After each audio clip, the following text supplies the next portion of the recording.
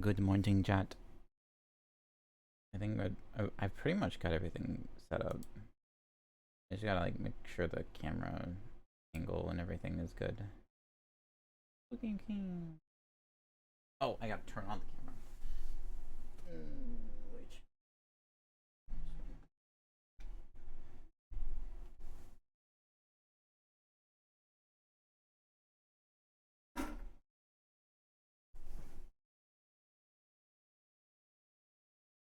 Looking cam, go.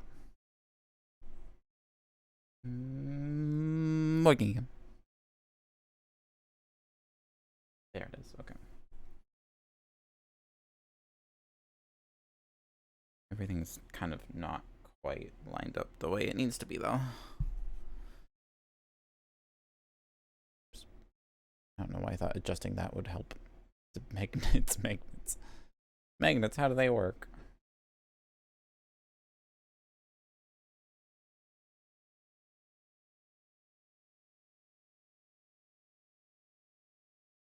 Rocket, actually. Let me switch to the top down.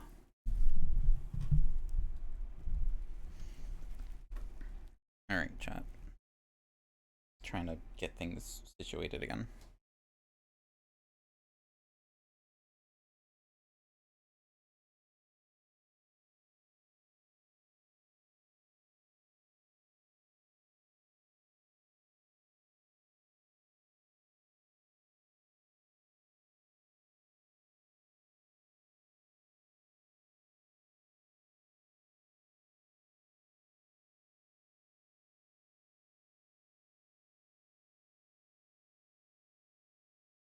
Oh, the arm itself got shifted. That's what's up. There we go. See, now these are freaking. All right, one second.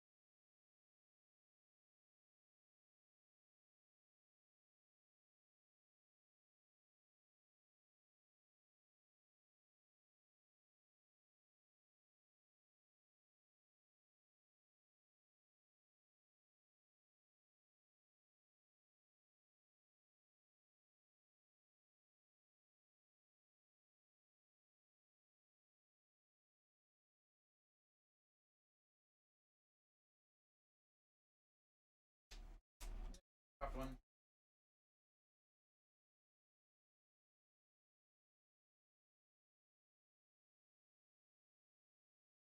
I get it.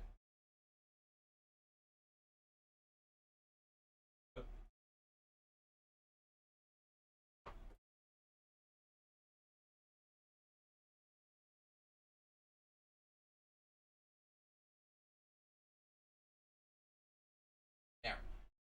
All right.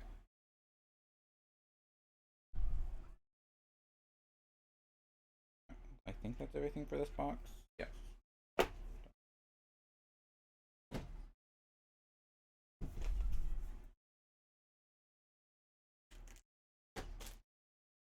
Aspiration die.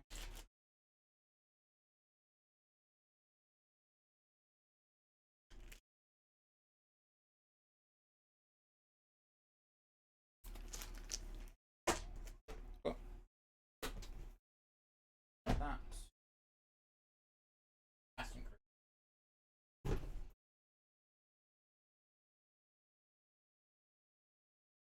we are picking between or the two. Ollie and Cat.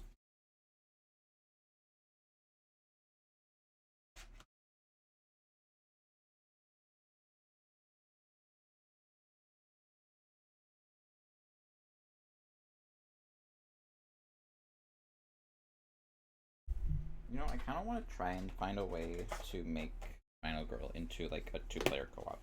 I think that'd be cool. All right, chat. While I get the rest of the stuff set up, I'm going to let you choose between the two. Let you two choose. Let you two. The two people in chat. I say not aware of.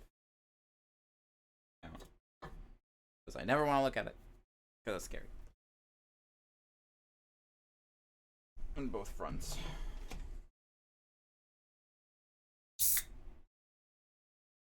Configure. That's what I want. Okay.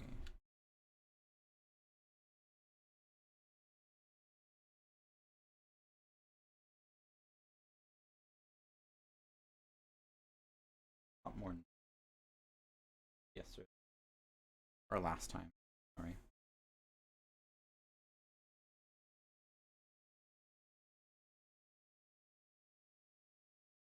Choose.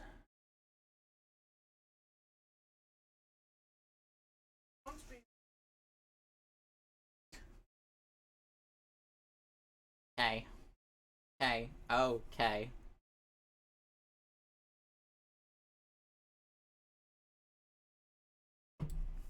Oh. Okay.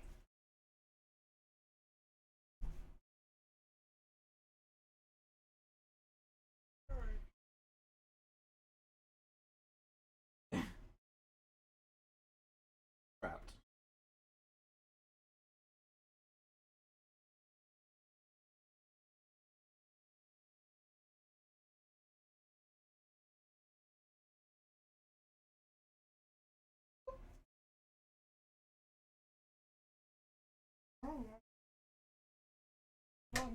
Alright.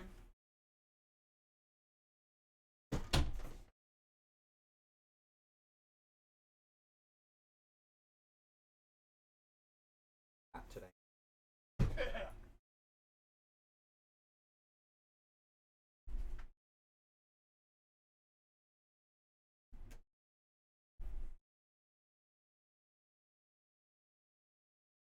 And we zoom out. Not in. Out. Out. Out. Zoom. Zoom.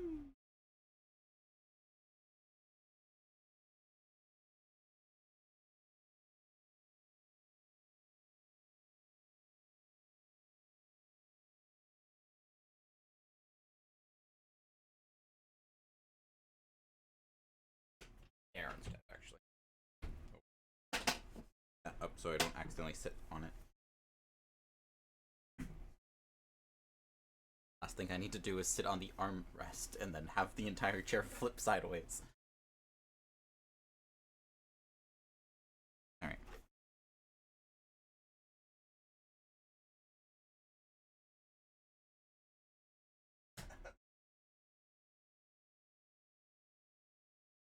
Huh?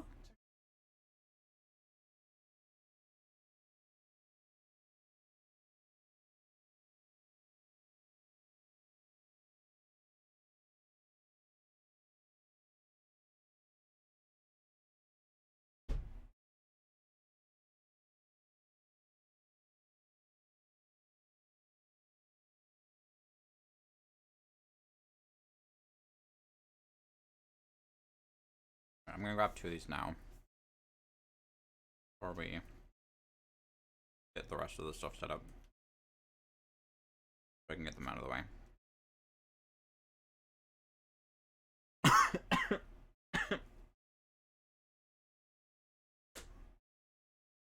Bad omen.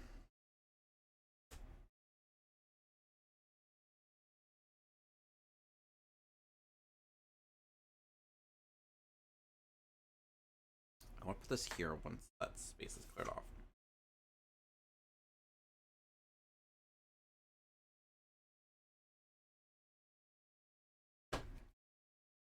Alright.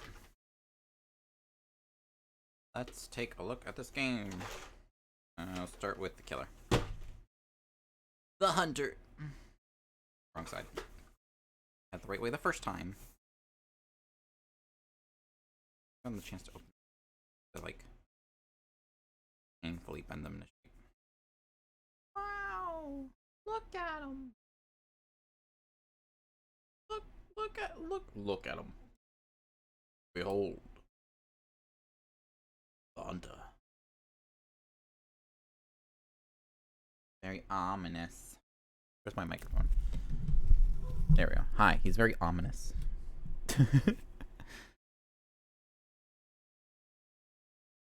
Gosh.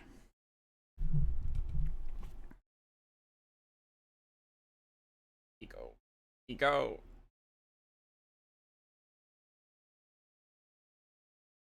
That's, oh my gosh, I just realized it's 15 health. Yeah. Gross. Take his tray out. Mark 5 ally? Interesting.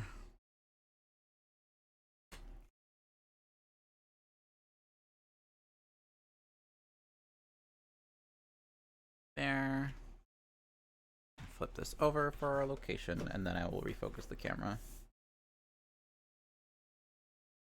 Sunny Days Mall is our location. So this actually has 2 stories to it. Very interesting navigation. Wow. So pretty.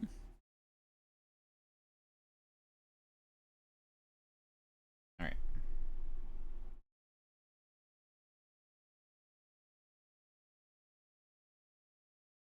Oh, there we go.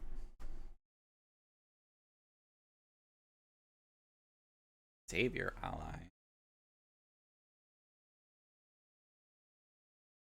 Thank you.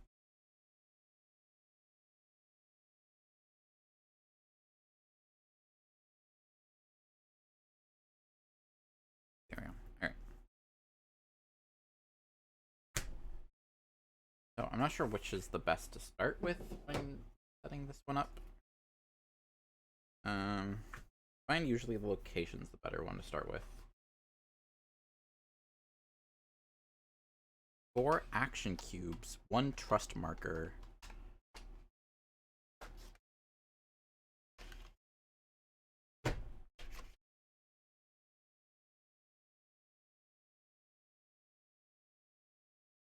Because usually the killer affects how it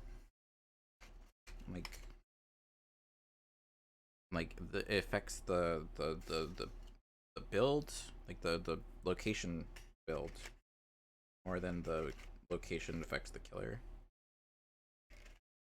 So we get the base started and then make the adjustment. We have the savior miniature, and then this also has its vehicle, which is a chopper. It is a motorcycle.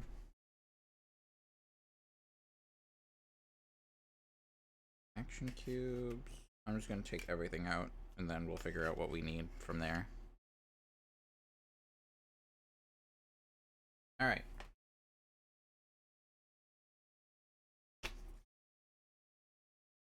I'm gonna turn this music down a bit. Why is there Star Wars music in the Nintendo Lo-Fi playlist? Place the Savior Meeple, represented by the orange special victim meeple, in the S space indicated by setup card. Okay. This one.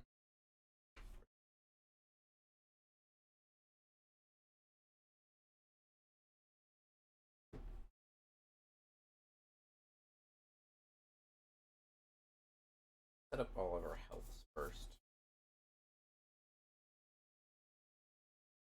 Set up card.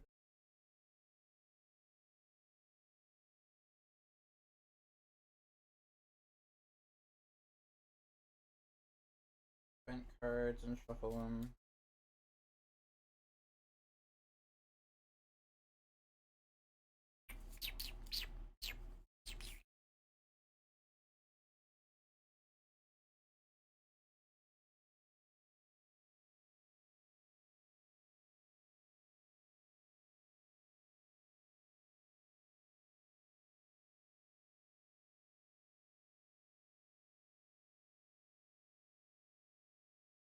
I'm gonna wait for items just in case we have a special rule for item setup.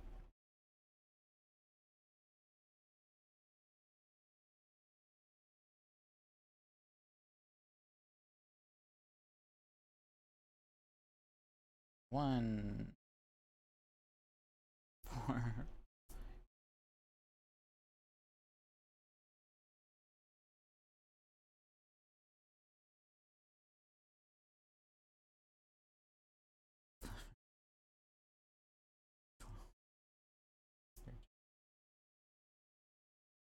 Yikes.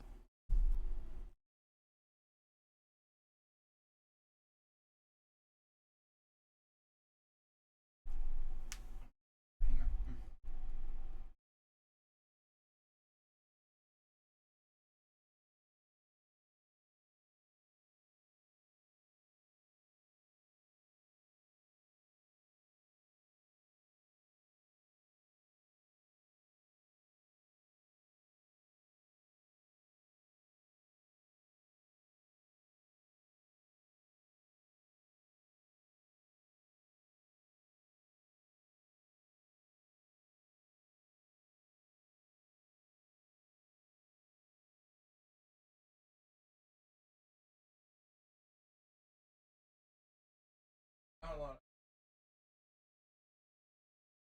First one or last.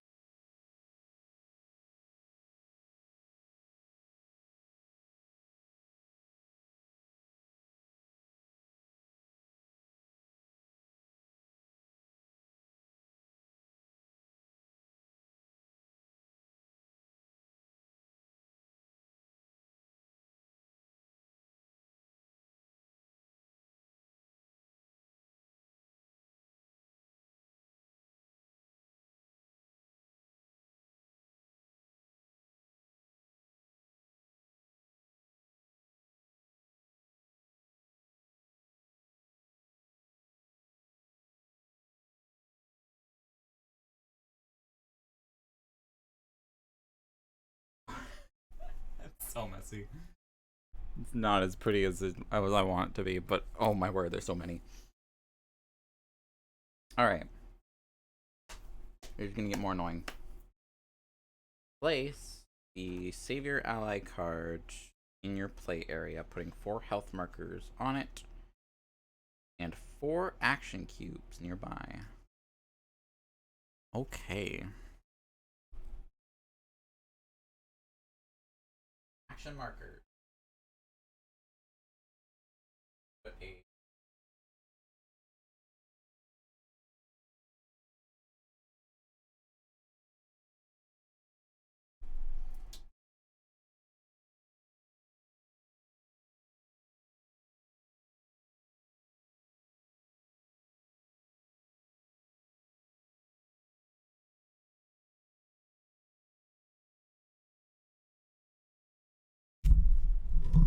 Good grief. What does this keep scraping on? Oh, that's what keeps scraping. Okay, I see. I see what keeps scraping. That's solved. Yeah.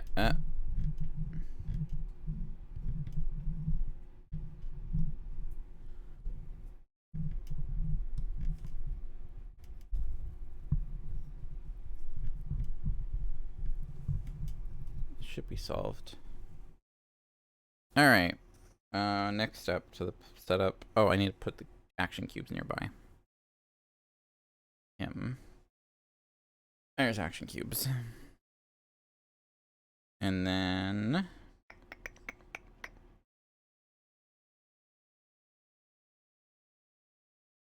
place the Savior Trust card next to the ally card putting the trust marker on the bottom.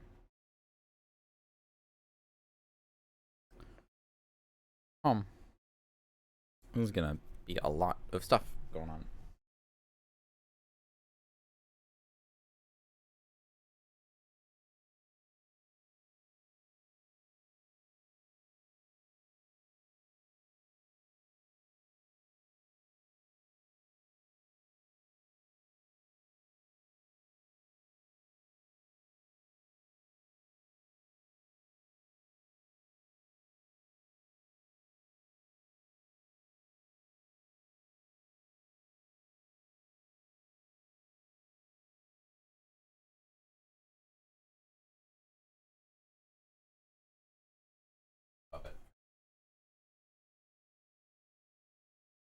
Shuffle the savior cards from the savior deck.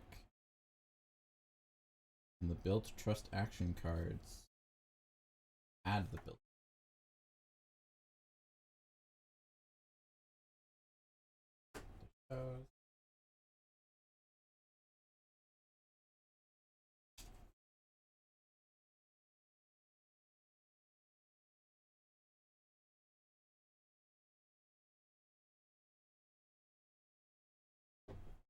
And then shuffle the savior action.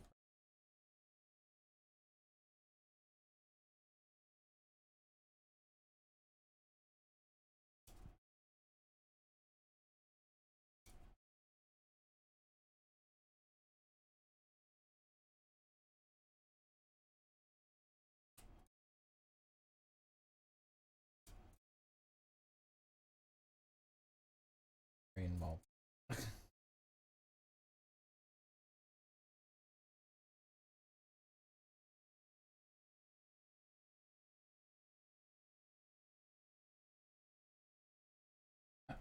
Alright. Place the chopper token in the token in the atrium. I had placed a token.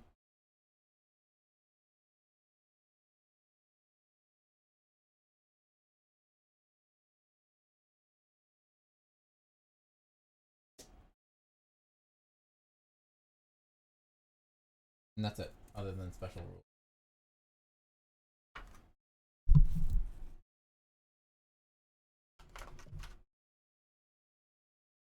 Hindsight, I should have plugged in my phone.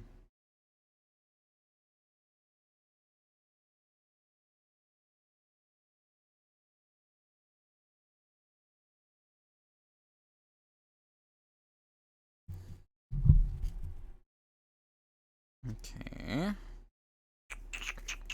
And the hunter. Special setup, there it is. Place the 2 countdown tokens on the back of the finale card. Then randomly choose 3 cybernetic parts. Tokens. And without looking at them, place them face down on top of the countdown token.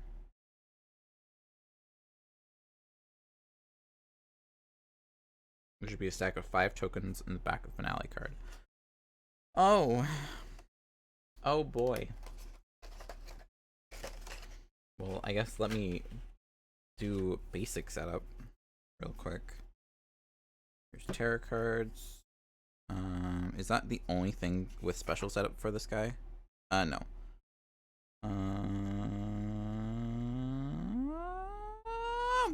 Okay.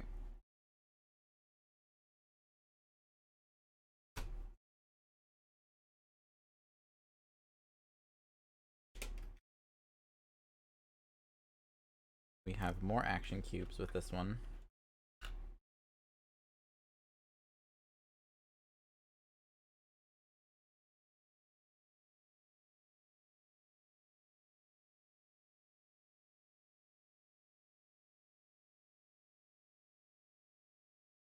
There.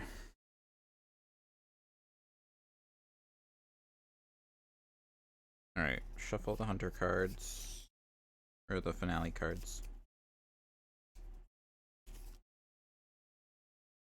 So, item setup is normal, so I can do items as well now.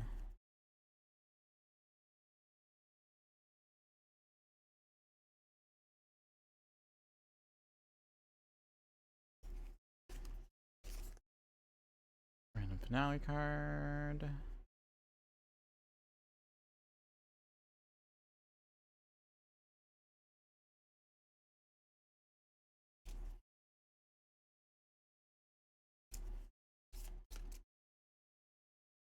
Dark Power is really early on for this one.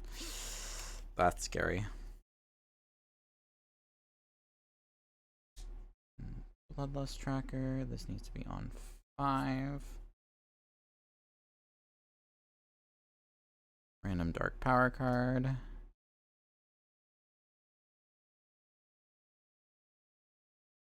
Go long legs by accident. There we go. Extra long legs. Shuffle my items.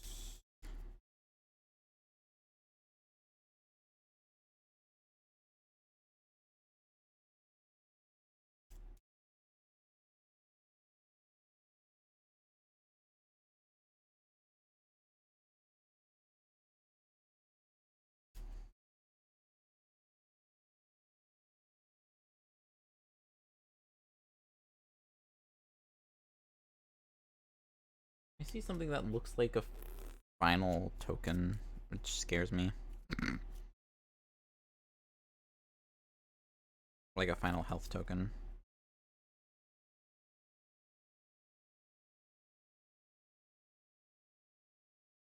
Alright, so 1, 2, 3, 4. In the military surplus store, we have the chopper keys. Great.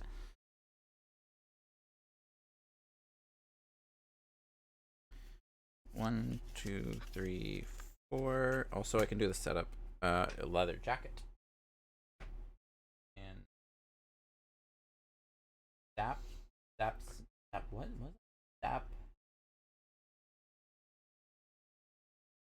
Dap Shack. 1, 2, 3, 4. And there's cigarettes in Dan's sporting. Where else would you go for your cigarettes than the sports shop? I mean, if you consider... No, I don't think it was quite that. It wasn't quite a thing at the time, around the time Terminator 1 came out. I was say, well, if you think about when Terminator 1 came out...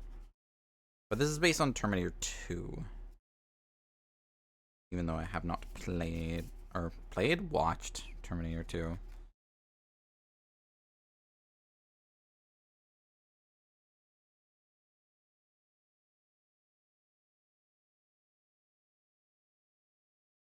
Yeah, this is more based around Terminator 2 than it is Terminator 1.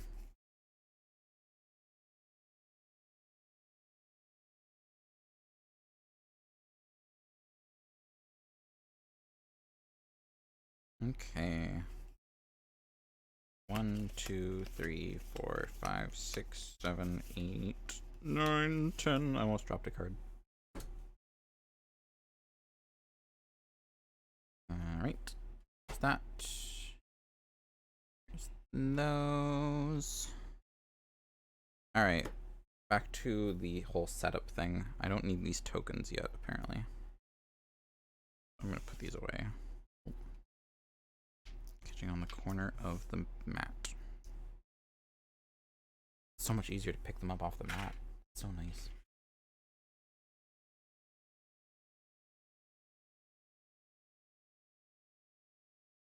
Alright, so we need the 2 countdown tokens. Here's one of them. And then we need all these little gear tokens. Oh gosh, I don't like the looks of this. For those who are curious, the back of these tokens is little hearts, similar to the final health token.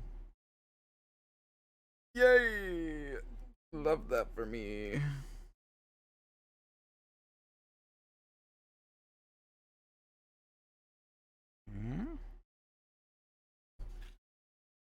What was it again?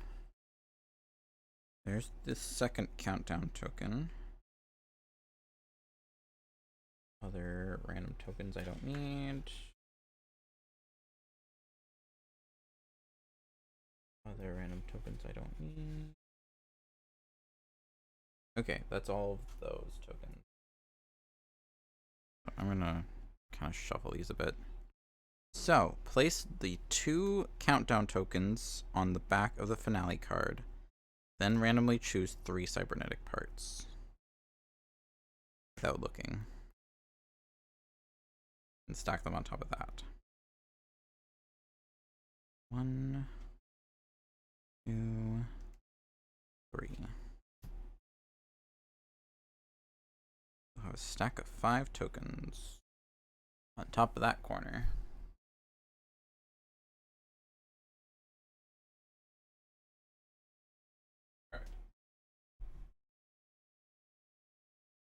Alright. Step 2. Set aside the Hunter Mark X Terror card. Ugh. And then build the Terror deck as normal. Then take the bottom 2 cards of the Terror deck, shuffle them with the Hunter Mark X card, and place 3 cards at the bottom of the Terror deck. Oh my gosh. Well, thankfully I found that easily. So, I need to take 1 more Terror card.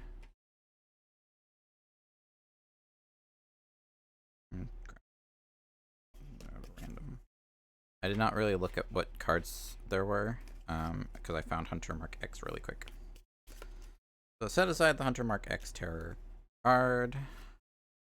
Build Terror deck as normal. And take the bottom 2 cards of the Terror deck, shuffle them with the Hunter Mark X card, and place 3 cards at the place the 3 cards at the bottom of the Terror deck.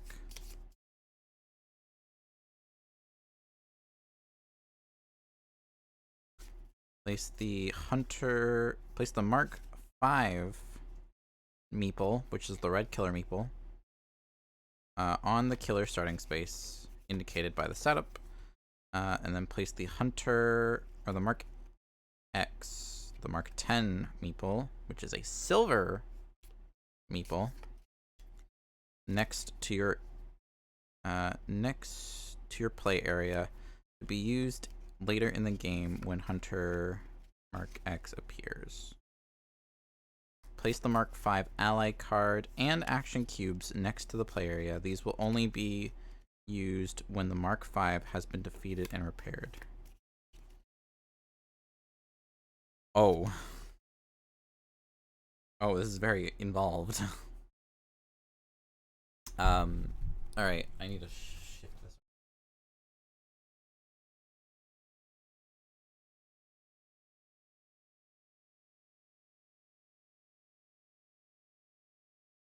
Power second.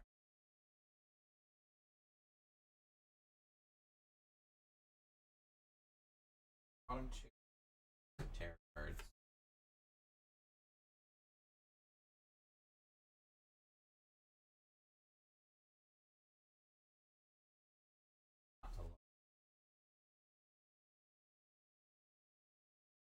Okay, bottom of the tarot deck.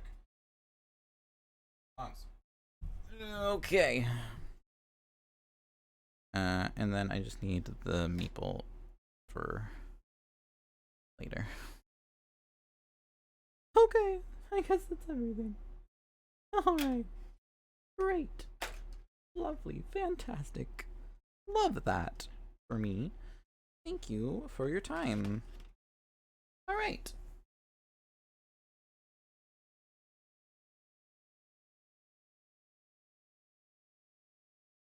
We're almost in the territory of being able to play. Wow. Setup card. Here's this. You see it? Look at that. Wow, what a setup.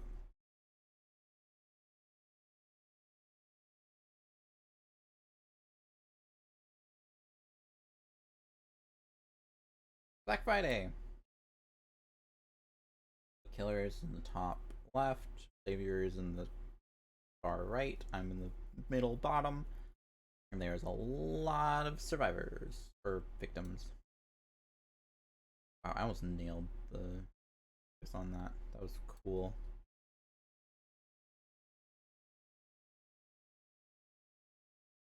Basically, oh man, I basically nailed that. That's awesome. Alright. So our survivor here. We are here. Our killer is here. And we have one person in Zap Shack, two people in Joystick Heroes, one person in Sporting Goods, one person in the Atrium with the chopper, one person in each of the food court sections, one person randomly here, two people in the military surplus store, and then two people in, what's that say, road boards and bones, board game shop, I guess. All right, I think that's everything. That is everyone. Oh, I don't even need. And our event card for the start of the game. Food fight. If you, an ally, or an enemy enters the food court, they receive 1 damage. If there is at least one victim... Oh, they receive 1 damage if there's at least 1 victim in either food court space. Yikes. Note, avoid the food court at all costs. Alright. And then I'm going to keep these on hand so I know special rules. I think the only one I'm going to bother reading out loud is going to be...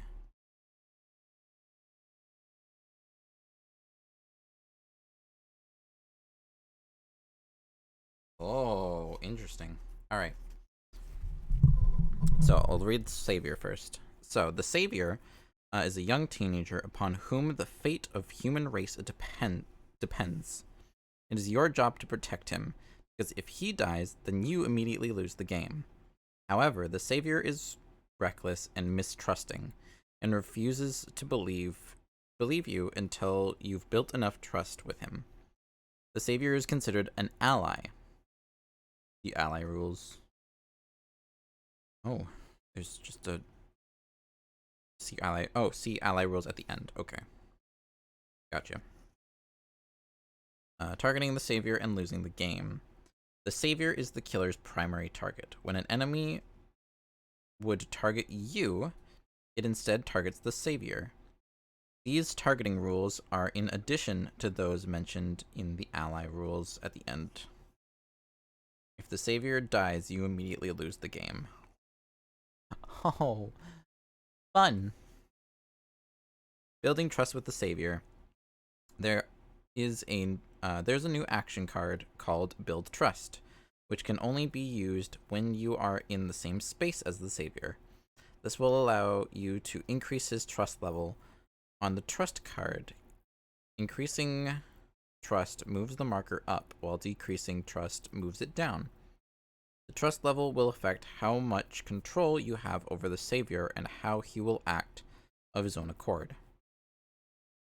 While the Savior is in play, or until the Savior deck runs out, draw a Savior card during upkeep phase. Resolve the effect based on the current trust level. If the Savior's trust level is at its highest, I believe you, and he is in an exit space, he may exit the board during the action phase. If he does exit, you immediately receive all unclaimed victim rewards on your final girl card. Flip your card, your ultimate ability is unlocked. What? That's insane. That's kind of broken, actually. So instead of where we have to fill up this card of 6 victims in order to unlock our ultimate ability, as long as we get the Savior out, that just immediately fills and we get the ultimate ability right off the bat. That is wild. I will say... No, okay, never mind. I was gonna say, I think I have to go through the food court to get to him, but I don't.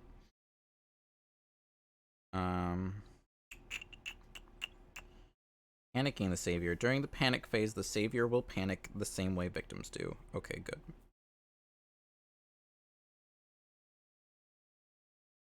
You defeating the killer or the killer defeat... What? The game is will now end as normal. You defeating the killer or the killer defeating you. Okay. If you save... You get the savior out and then die in the process, does that count as a victory? Or do you still have to take out the hunter? So we have special things called railings on this one. Spaces marked with the blue thing are considered railing spaces. Railing spaces have white arrows indicating which direction you can move. While moving, you or an ally can choose to jump from a railing space to an adjacent food court space. If you do this, roll a single die. If the result is a 5 or 6, you land safely and receive no extra damage. If the result is a 1, 2, 3, or 4, you receive 1 damage. Victims will not follow you when you jump. Okay. Enemies will never jump or voluntarily move from a railing space to a food court space.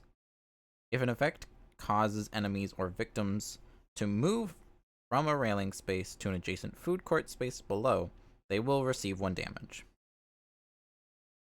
Whenever anyone takes damage in a railing space, they are knocked over the railing and into the adjacent food court space below, receiving 1 damage. Oh, so if you're next to a railing and get hit, you get knocked into the other space and immediately take damage. Woo! Okay. When attacking with ranged weapons from a food court space, railing spaces cannot be targeted. Okay. I'm glad they specified that.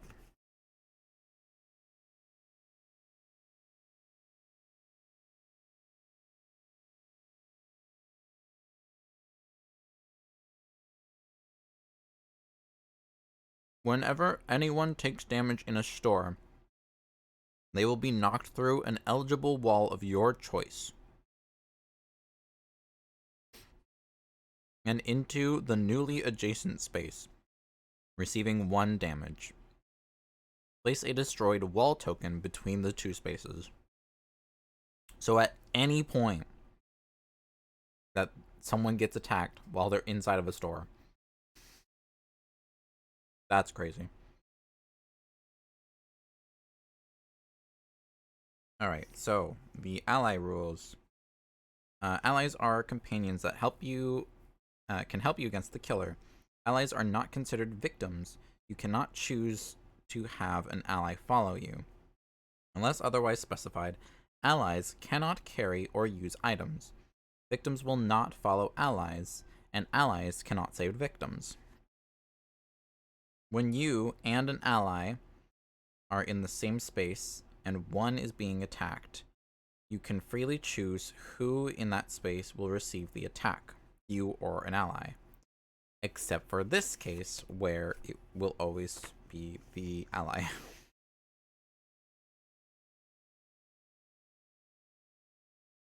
Right? When an enemy would target you, it instead targets the savior.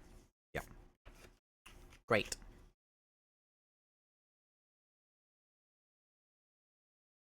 Allies are not considered victims for targeting, so unless specified otherwise, they are typically only targeted if the enemy is resolving the either or, which is not the case for this one.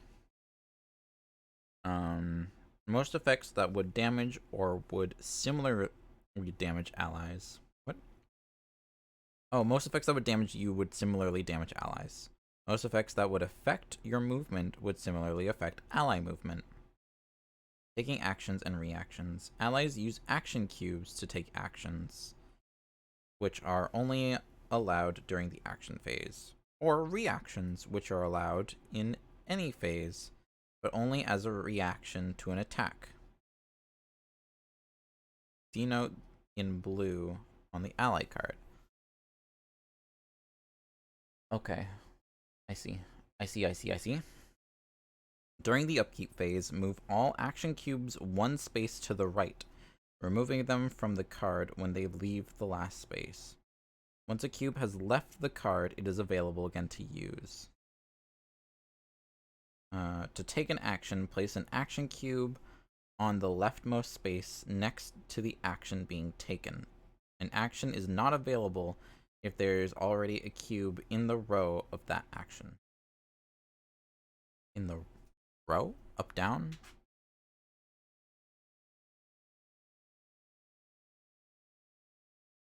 So is it like row or is it the row? Columns are up and down.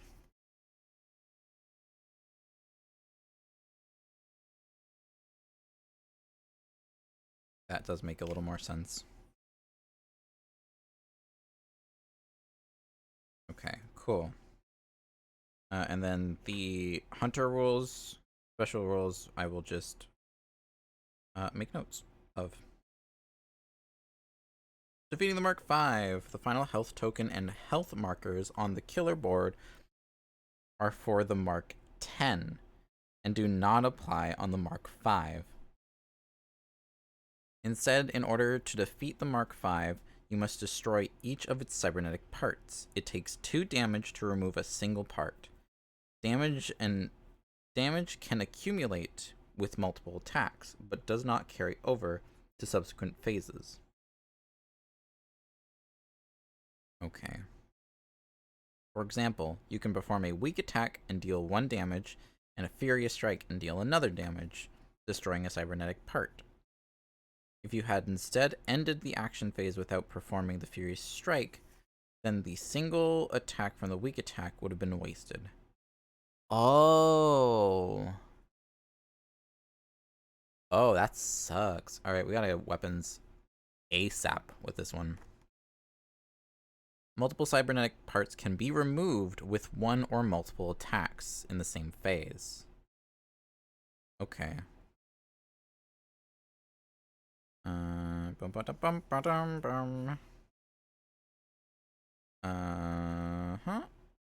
For example, if you combined attacks in a single phase and did 5 damage, then 2 cybernetic parts are destroyed. When a cybernetic part is destroyed, remove the top cybernetic part token from the back of the finale card, then roll a die and place the cybernetic token in or adjacent to the Mark 5 space according to the number rolled and the panic numbers on the Mark 5. What? Huh?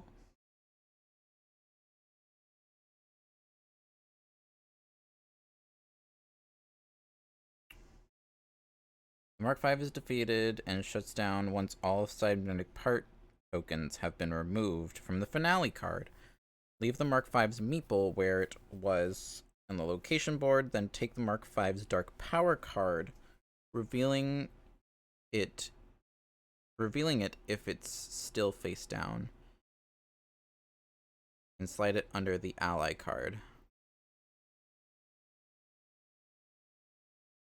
This special setup didn't talk about the Mark 5 dark power card at all. Nope. Okay.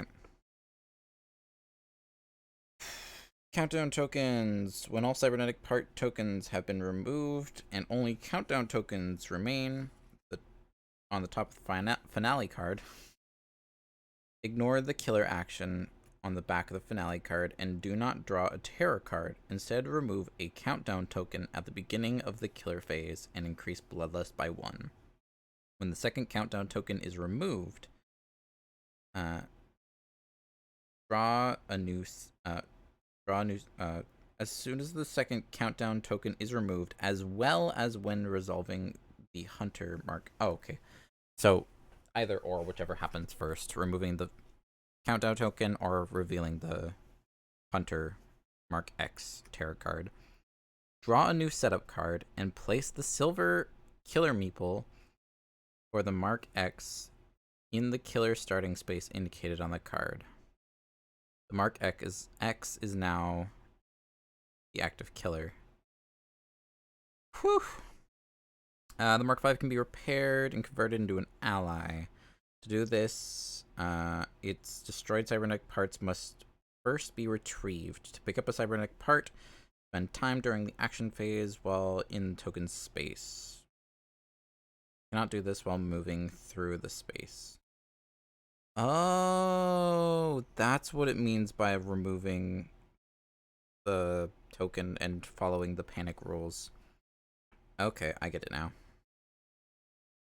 Once you have one or more cybernetic parts in your backpack and the Mark V has been defeated, you may begin reinstalling them on the Mark V to repair it. Okay. Cool. Great. I love that. Yeah, yay. Oh boy.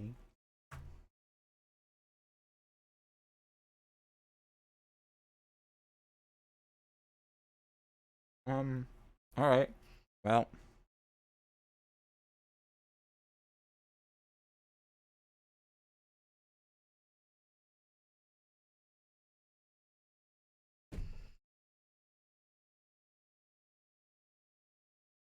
Standard game.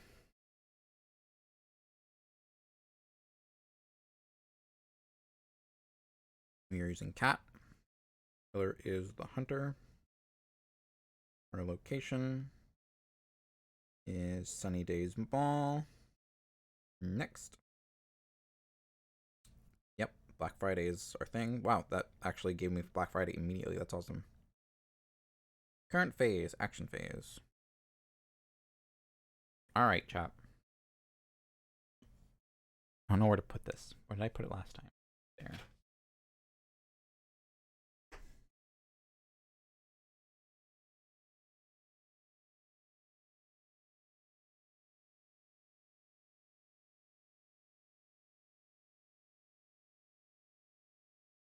Better? Can you?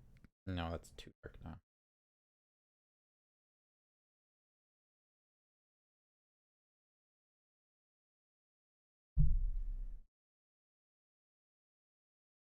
That's gonna have to work. Okay. Well, that is setup done. Means it's time for us to grab our music and have a grand old time.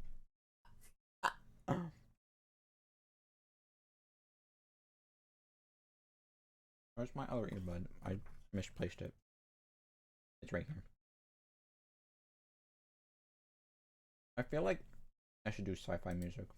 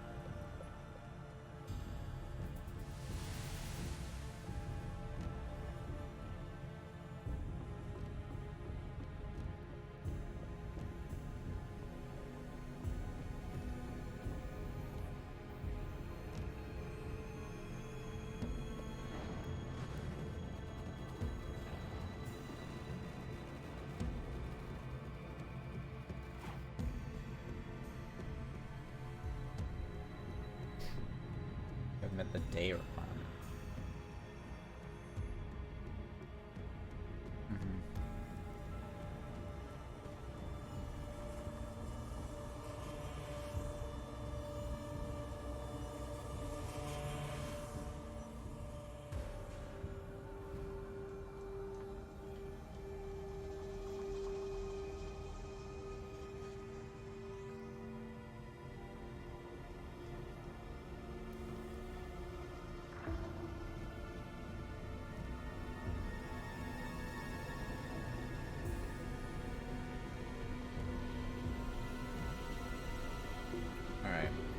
gonna skim through this and add enough stuff.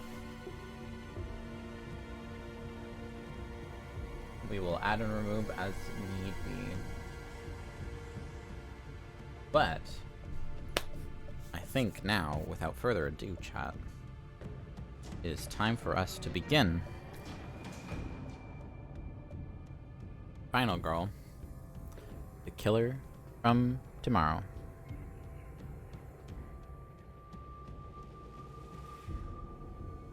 Okay.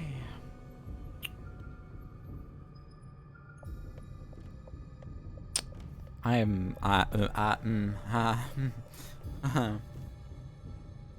this is very different from every other time we do this already. I don't know what to do. I feel like we should do our usual routine, but at the same time also try and get to the savior as quickly as possible.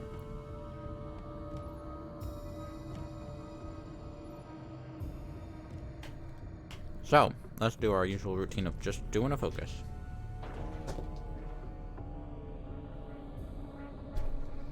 Great start.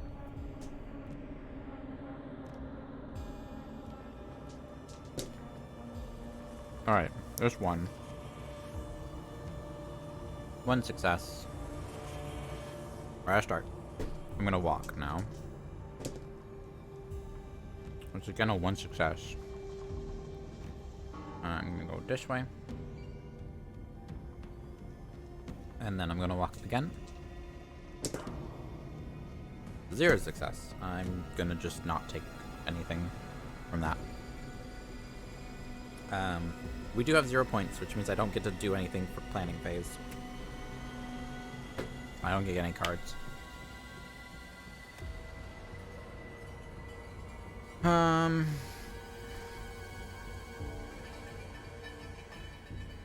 Alright. Killer phase. Music seems a little loud still.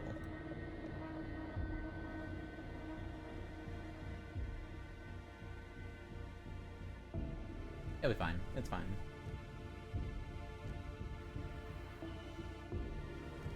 Alright. Killer moves towards its target. Attacks anything in space, which is nothing. Oh! There's another fun little rule I read.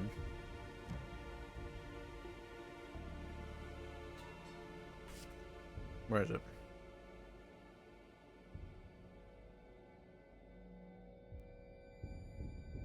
The actor killer. There, the game is Mark 5. Near the end of the game is Mark 10. Since the hunter is focused on its primary target, it derives no satisfaction from the deaths of bystanders. So, unlike other killers, bloodlust does not increase when a victim is killed. Oh, okay. I'm glad I read that now.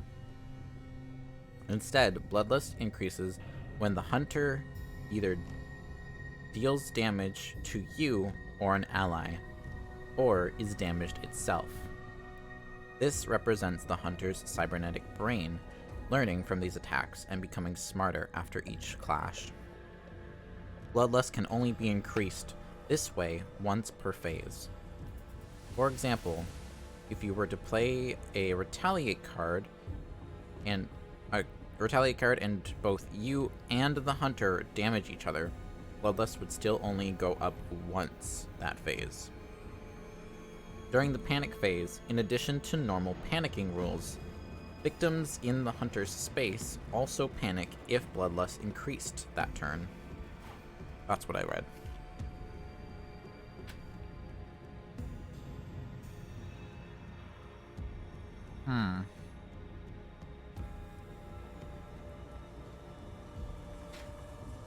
Alright.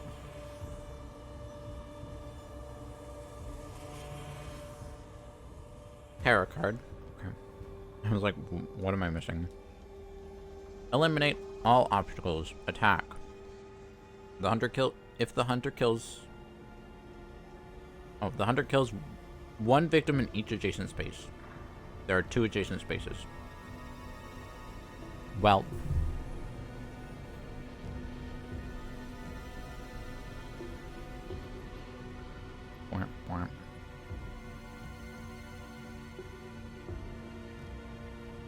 Increase the bloodlust for each victim killed, up to a maximum of 2 times. My guy, you just told me that doesn't do that. Alright, dark power has been turned on. Titanium laced biotissue. Cybernetic parts require 3 damage to remove. Each time you repair, restore an additional heart. Okay.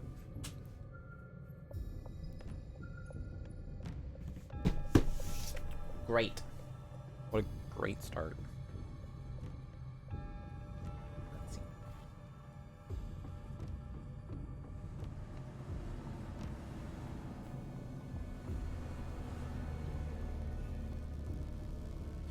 And then he takes a movement towards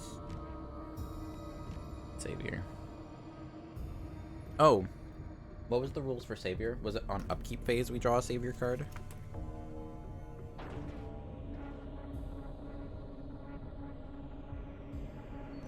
While Savior is in play until the Savior deck runs out, draw a Savior card during upkeep phase. Okay. So he doesn't do anything. I cannot read the trust card from here. I need to bring it closer. I know I put it up there so it was close to the Savior, but I need it closer to me. Cannot exit the board, cannot use an ally action. Okay.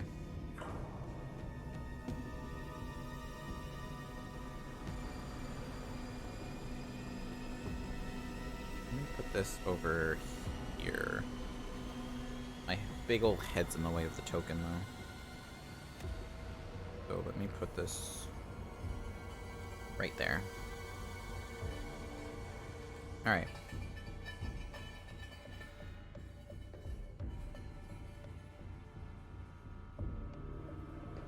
I put this here last time.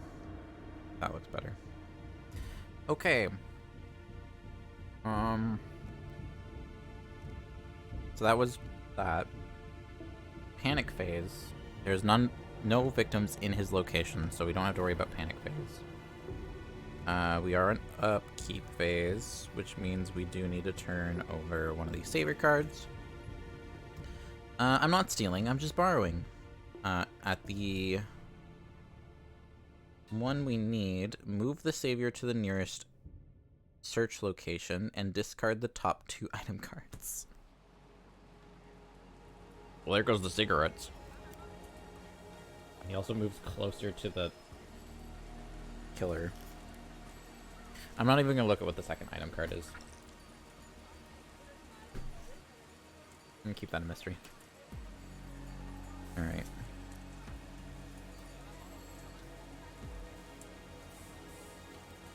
Dang it, kid. I can't do anything this turn. So I'm just gonna go straight to planning phase.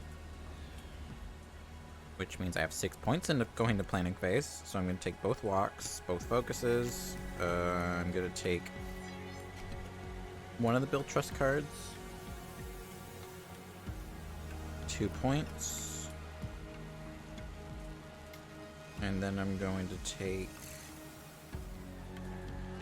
sprint card for 2, and then 2 close calls. So 1, 2, 3, 4, 5, 6, 7, 8, 9, 10. Perfect. 0 points.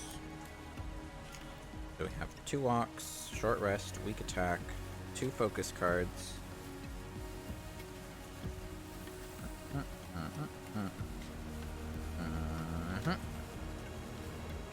2 close calls, sprint, and a build trust. So this is what our build trust card looks like. Focus.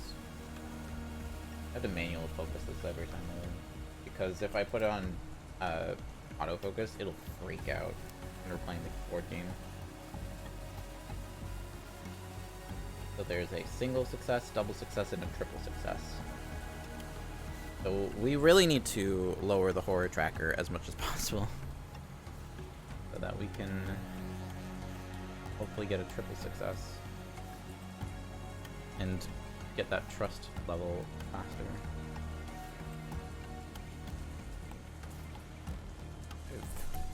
Ish.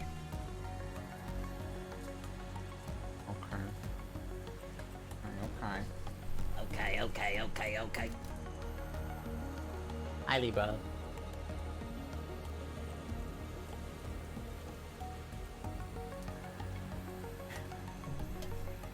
Me says hi. He's sleeping. Alright.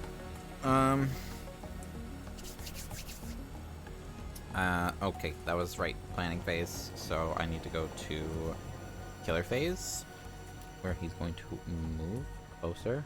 Great. That's so close. And I have to draw one of these. Have you seen this person? If there are no victims on the board, discard and draw the next tarot card. On the board? On the board, period. Otherwise, walk towards the nearest victim. For each victim in the hunter's space, you lose time and the horror tracker goes up. Well, the nearest one is in the same room as the savior. I'm gonna say he follows. Does the savior follow victim rules for this sake?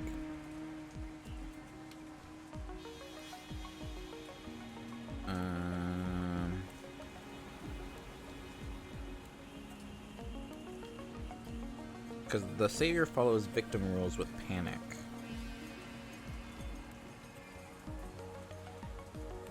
And he's just the killer's primary target. Doesn't say anything about, like, if you have to resolve a thing that has victims in it. Savior is still technically a victim, to an extent. So, I'm gonna do the thing that's gonna make this worse for me. I'm gonna move those by 2.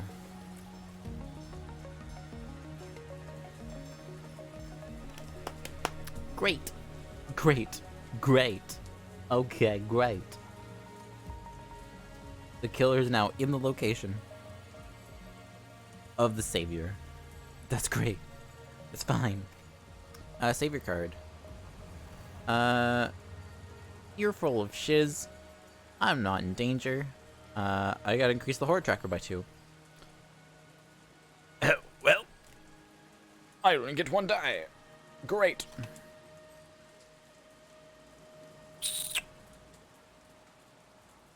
That's not good. That's not good at all. He's very much in danger.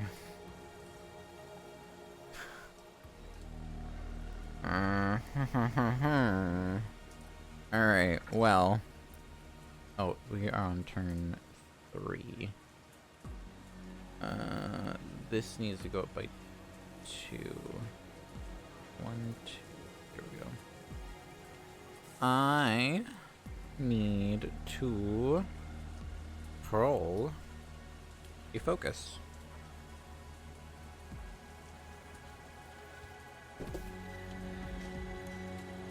My camera got bumped somehow. How did that happen?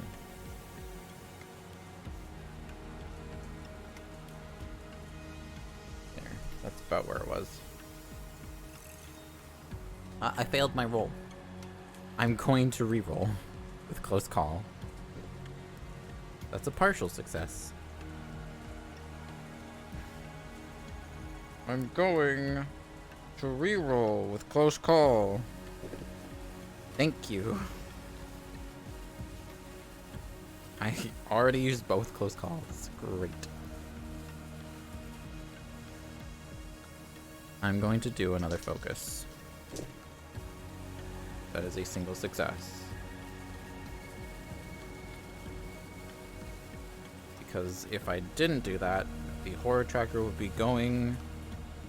Or the... Yeah, horror tracker would be going back up next turn. Alright.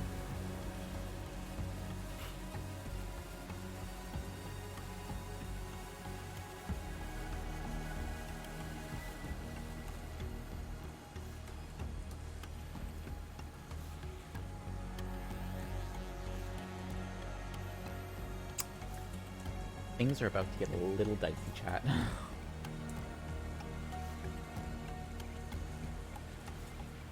Things are about to get a little interesting. Let me just find a thing in preparation. Cool. Cool. Great. Fantastic. Love that. Oh, jeez Louise.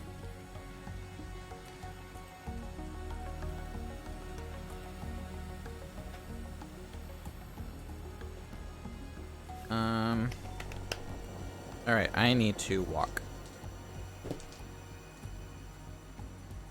I need to not fail my rolls.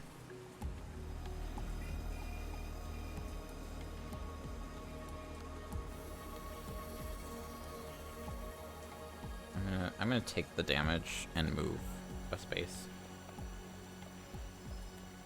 And I'm going to use walk. That's a single success. Unfortunately, I cannot do anything past that.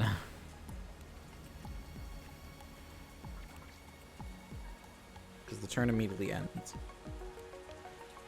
And I don't have any points for planning phase, so I can't do anything with that either.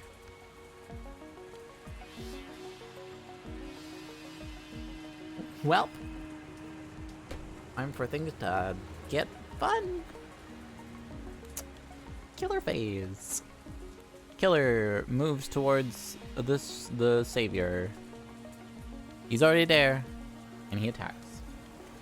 If someone gets attacked in a store, they break through a wall of my choosing. I'm going to choose Smoking Subject.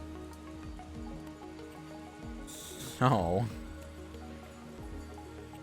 it is 2 damage from the attack plus the 1 damage from busting through a wall. Great. Fantastic. So that's 3 damage immediately to save her. I'm going to lose. Just right off the start.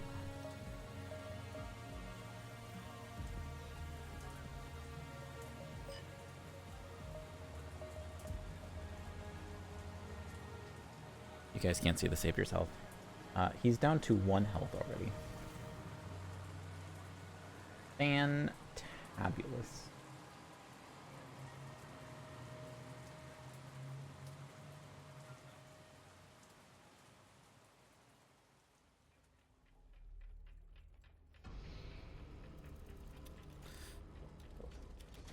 Oh. I still have to draw a tarot card. Oh, his bloodlust goes up as well. So that goes back up. And now we draw a tarot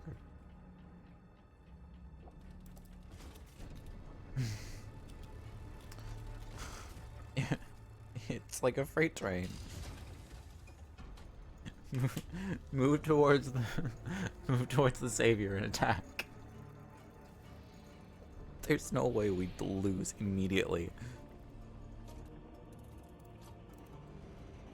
If either you or the savior were attacked in a store or in a railing space. Oh, what? Hold up. Does the breaking through walls in a store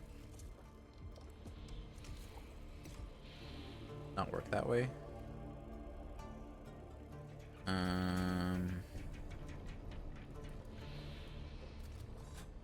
Whenever anyone takes damage in a store, they will be knocked through an eligible wall of your choice and into the newly adjacent space, receiving 1 damage.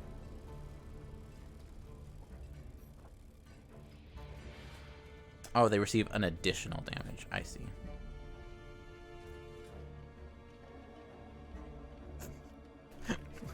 Come on, man. Really? There's no way we lose immediately.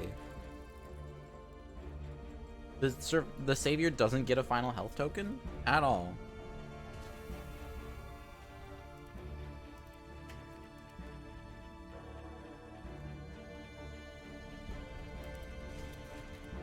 Putting 4 health markers on it. No final health token, just the health markers. There's no way. There's no way that happens immediately. What? That's it. That's game over already. Turn 3, we lost.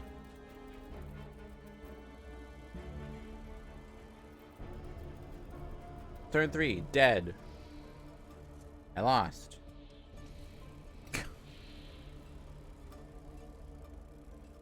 One possible achievement. Sure, what's the achievement? What's the possible achievement that I got? Repair the Mark V to at least 10 health. Nope. You've gotta be kidding me. That was 20 minutes. No finale was revealed. Like, oh my gosh.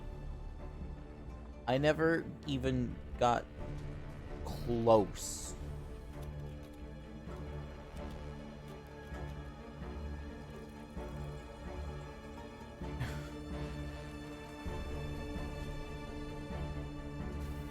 Are you kidding me? That's insane. That's ridiculous. New game. Standard. Alright, we're going with the same rules. I'm not changing anything. I will reset the board to the way it was. I will reshuffle the tarot cards.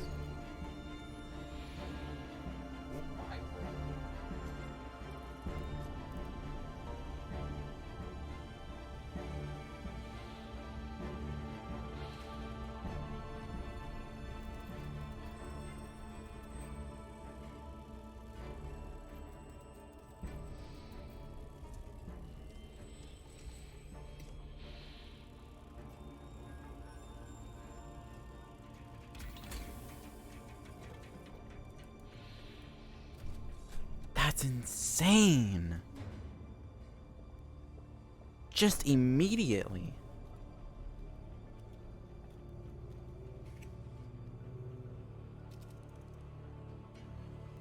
Oh, this is gonna suck. Oh, no. This is gonna suck. We can't even get past the first phase. I'm gonna reshuffle that too.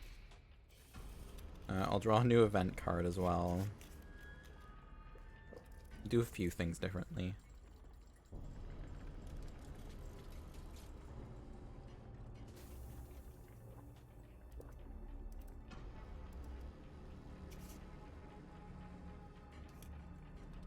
So, oh my word.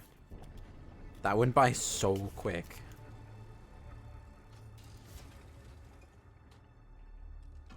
Alright, I'm gonna reshuffle the savior cards.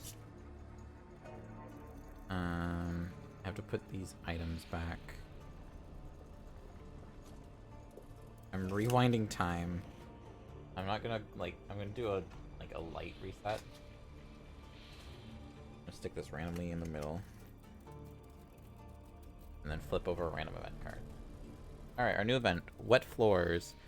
When a victim in a railing space panics, roll twice and apply the lower result.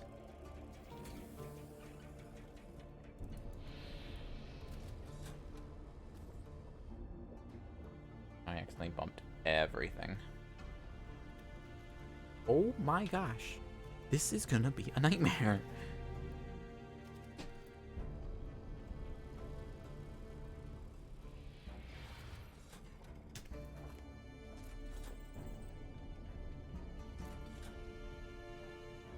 Alright, I drawed a random new dark power card.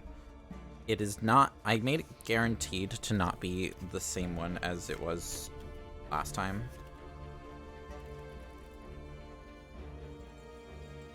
Just so we have some variety, something different.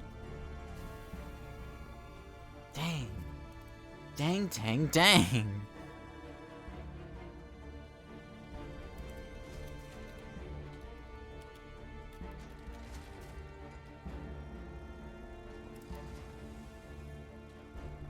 I feel like I should have on screen the attempts, attempt number 1, attempt number 2. And sometimes we do this in our first attempt.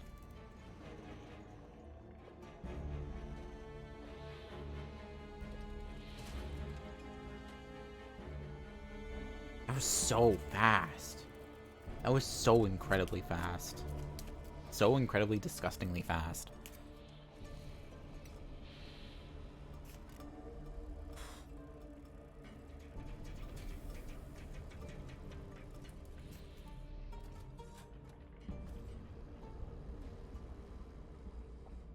Alright. 1, 2, 3, 4, 5, 6, 7, 8, 9, 10.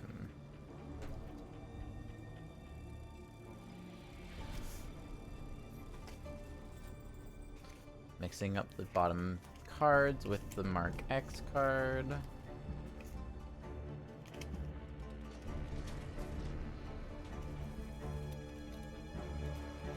I'm baffled at how quick that was. If we fail again, I'm gonna draw a new setup card because that's crazy. I do need a second setup card on hand for later on. I just remembered.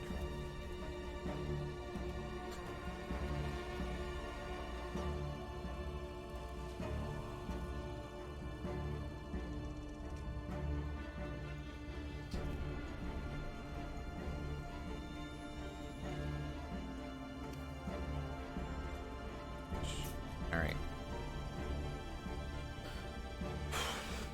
Jeepers.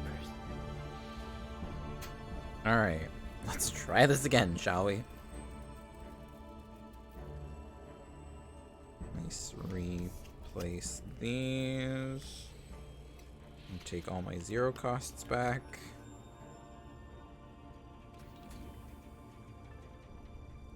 Alright. Attempt number 2 begins now. Focus. Single success. Focus. Double success. That's perfect. That's a better start. Walk. That's not great.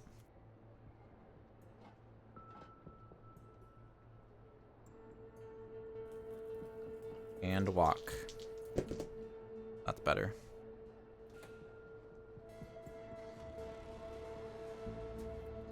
And then I'm gonna go to planning phase. I have 4 points to work with. I'm gonna grab a build trust card and a sprint card. That's all 4 points I have to work with.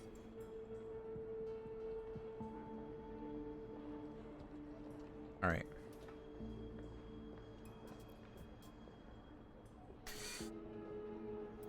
Killer phase.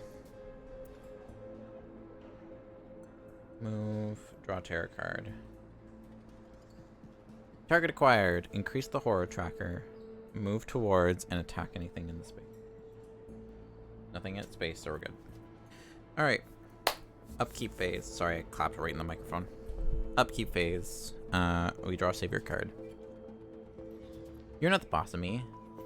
Move the savior 3 spaces away from you.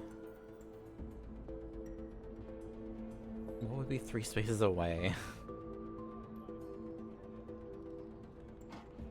It'd be either the security room or the other shop across the hall.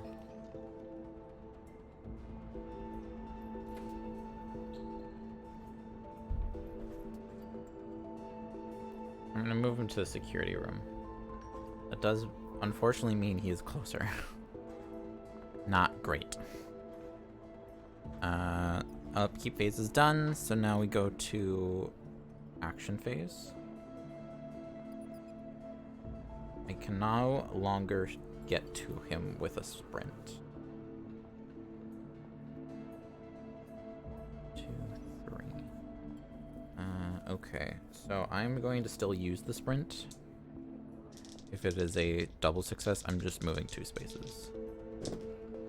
It's a single success. Alright, that works. All I need. 1, 2. And then I'm going to go straight to upkeep phase and take both walks and both focuses. I'm going to take a close call for 1 point, bring us down to 4 points remaining.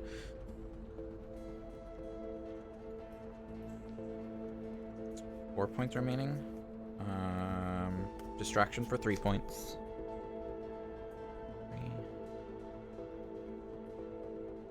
Wait, what?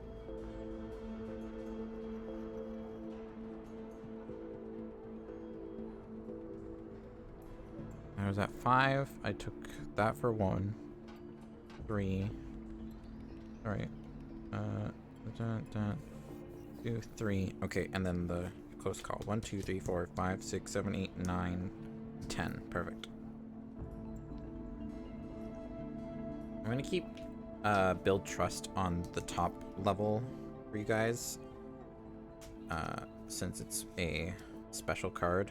In case you want to, like, look at it. I don't know if Twitch has, like, an ability to zoom in on things to your liking, your desires. I don't think it does. Alright, killer phase.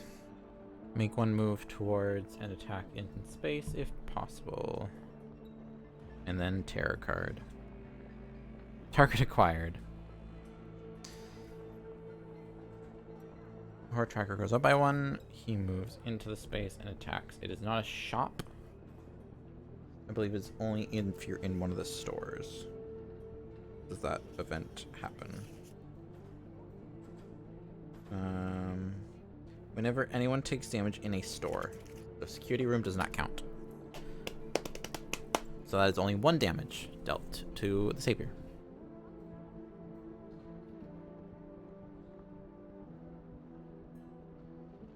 That could be worse. Alright. That does mean Bloodlust goes up by 1, though. Alright. Bloodlust goes up by 1. We're also on turn 2. I forgot about that. I also took a damage from the failed walk.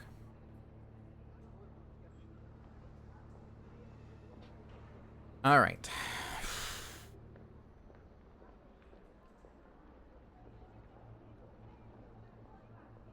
So.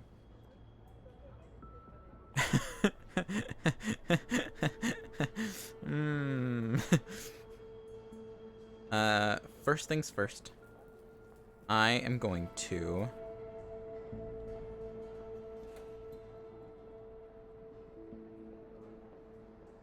oh, right. I can't yet. I can't do anything yet because I have to do upkeep. You won't be needing this. Discard 2 random item cards for each item you are unable to discard -2 time. For each item? 1, 2, 3. That's stupid. Stupid. Alright. Turn 3. First of all, distraction. I'm gonna use close call to reroll both dice. Is that what I'm doing?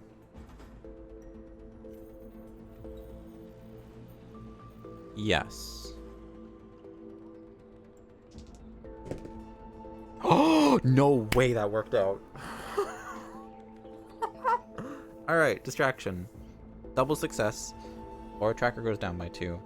And the time goes up by 2. Oh. I can't believe that worked. This sprint card should have been put back. Oops. Let me do that right now. Alright. Cool. I'm going to switch to focus next.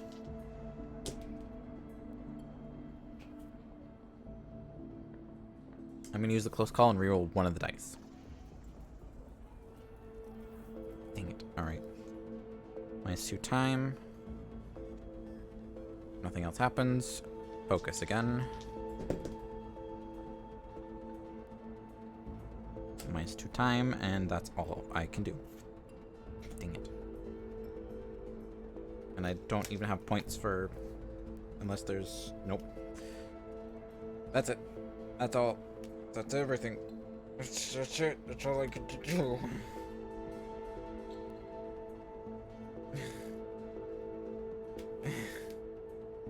I was gonna get out of the room. Panic phase. 2. I think this is a 3 to 6. He's kidding me. He doesn't get out of the room because he panics and doesn't go out of the room. Great. So he gets attacked again. Still for 1 damage, but it gets worse now.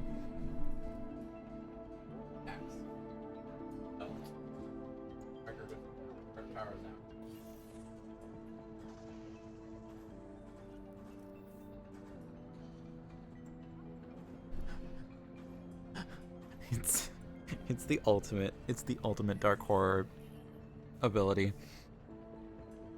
Mark 5 has an attack range of 0 to 1. When it attacks at range 1, reaction cards cannot be played.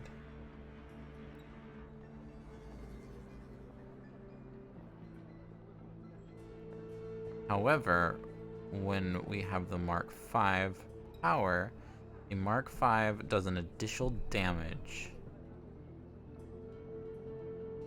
when attacking and has the extra range.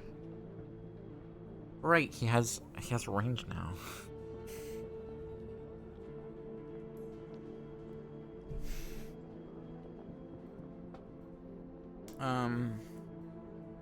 Terror card. We're gonna lose immediately again. Analyze, targeting weakness. Move towards an attack for 2 damage. Guess how much he has left for health? 2 health. For each damage you take, discard a random action card from your hand. I don't take any damage. The survivor takes all the damage, and the survivor's dead again.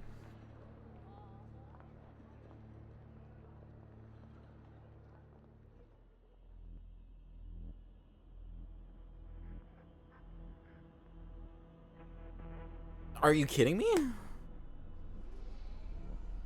Dead. I lost. Again. Oh yeah, possible. Nope. Just kidding. Bye. Thank you. End game. What the? Oh my. What? What?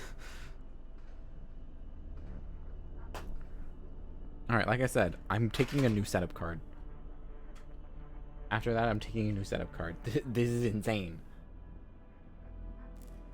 I've lost twice in a row now.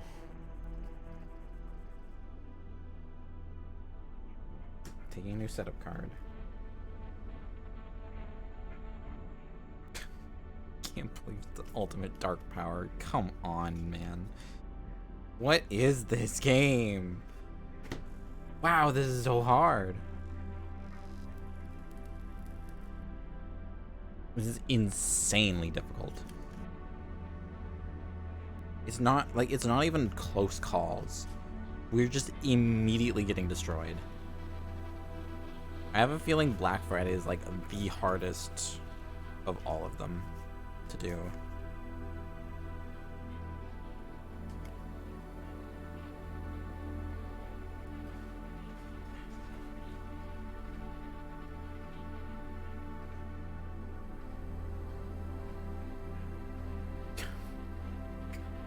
Come on, man. Let me play the game. Jeez. Jeez. Alright.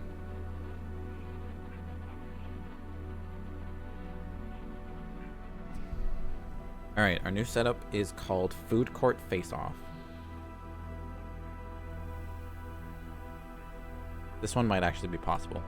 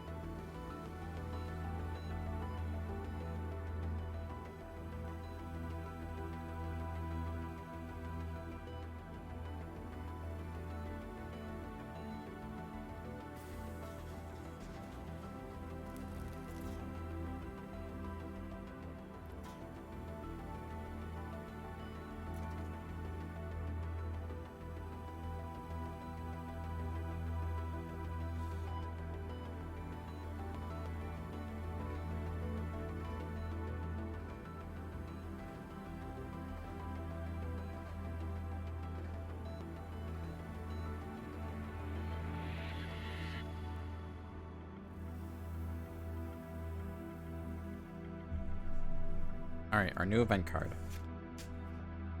Busted escalators. Lose 2 time when moving through an escalator.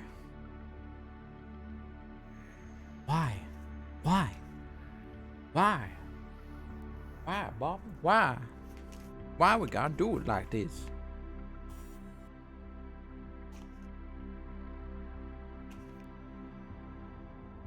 And guess who's closer to the savior again? Jeepers. This is worse than doing the paranormal one. Poltergeist.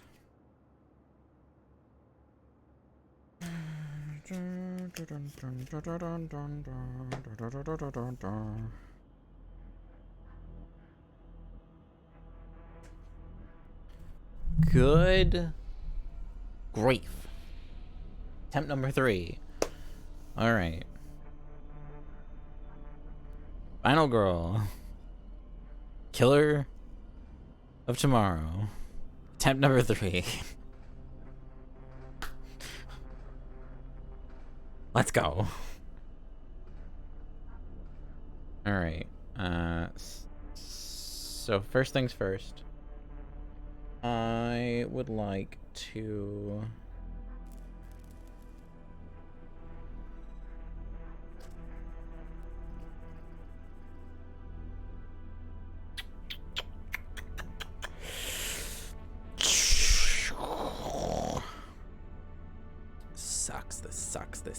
This sucks.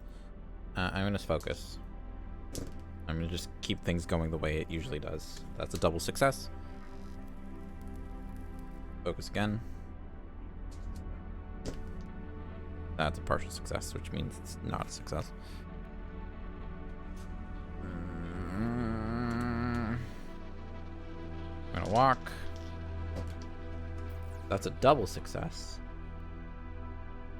Do I beeline it to the kid? Oh, speaking of the kid, I need to shuffle the savior cards again. I feel like I should beeline it to the kid.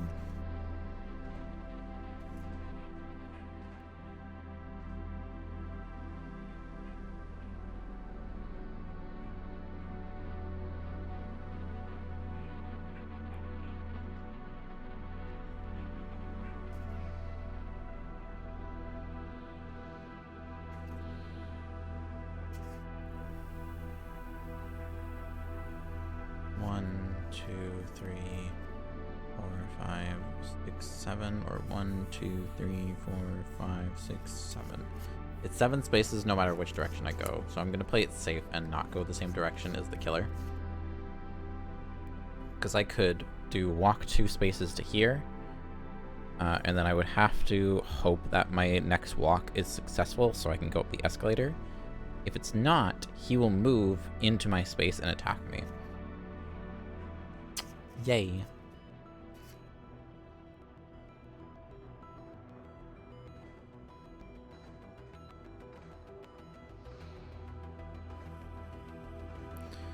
Alright, I'm gonna go 1, 2. Decrease time. And then I'm going to walk again. Which is a partial success, which is not a good one. I'm going to do this. Lose 2 time. And move into the atrium. I will then do nothing. And go to planning phase. Where I have 3 points. I'm going to take sprint and close call.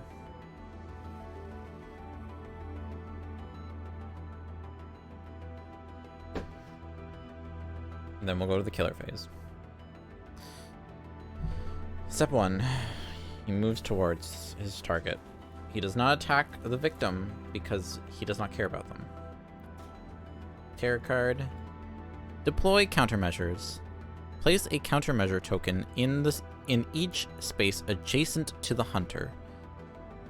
If you, an ally, or a victim enter a space with a countermeasure token, receive 1 damage and discard the token. And then increase the horror tracker. So I will increase the horror tracker now. I will take 1, 2, 3 countermeasure tokens. So there's one in this food court, one in here, and one in here.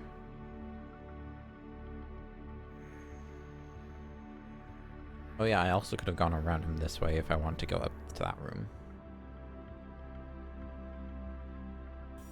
If you enter the space, okay. Alright, so that's that. Bloodlust did not increase this turn. That needs to be put back down. So I don't need to panic. Phase. Upkeep phase. Savior. You're not the boss of me. Move the savior 3 spaces away from you.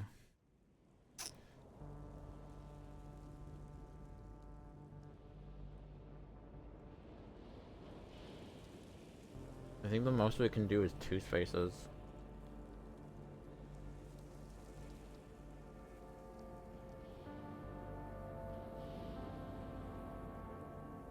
Four, 5, 8, 9. I think the most I can do is 2 spaces. So put him in the service entrance. I think that's the best I can do. Alright. Action phase again, turn 2. I'm going to sprint.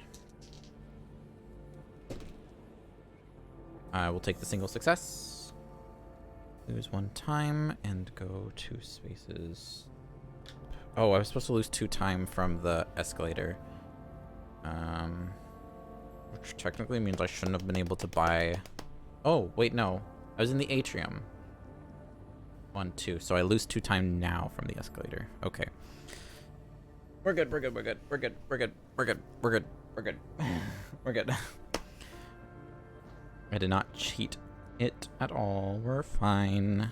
I am gonna go straight to planning phase from there. Take both walk cards and both focus cards. 1, 2, 3, 4, 5, 6, 7 cards there. Which still leaves me with 3 points to spend. 2, 3, 4. I'm going to take sprint and close call. I would have liked to take a build trust card, but I don't have enough points to do that. Unless... No. 1, 2, 3. Actually, I'm going to do this a little differently. As opposed to those, I'm going to take distraction card for 3 points.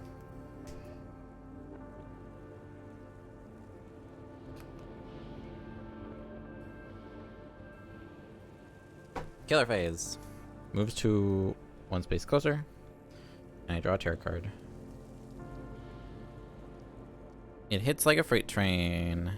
If either you or the savior were attacked, which neither of us are getting attacked because he's only moving 1 space further. Won't attack because we're not there. Panic phase isn't needed because bloodlust didn't increase. Upkeep phase. Increase the word tracker by 2. Dang it! I lose die.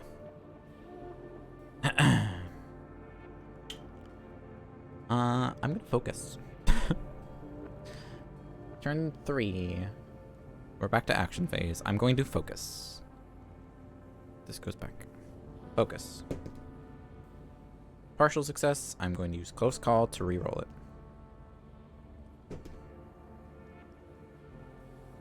I'm going to do nothing and not take the thing. Focus. Why? Why does this game do this to me? Fine, I'll walk. What is happening? I'm just not gonna move. What is happening?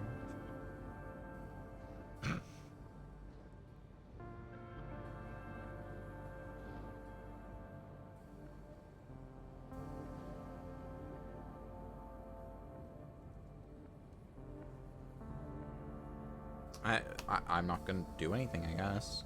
I can't even buy a card. I might as well try a walk again. Alright. We at least get to move a single space.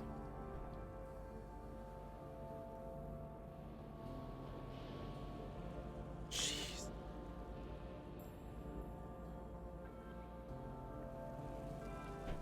This is absolutely insane.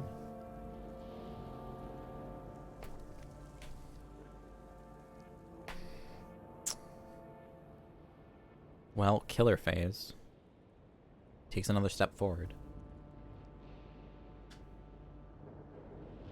I draw a tarot card. Advanced AI. Whenever bloodlust increases because of the hunter whenever bloodlust increases because the hunter inflicted damage to you or an ally, increase bloodlust an additional time. And he also has 2 extra hearts because of it. Which is going to Hunter X's health. The Mark 10. I don't need to panic. I do need to do upkeep. Savior. I'm not stealing, I'm just borrowing. Move to the nearest item shop, which is the Zap Shack. And take the top 2 items and discard them.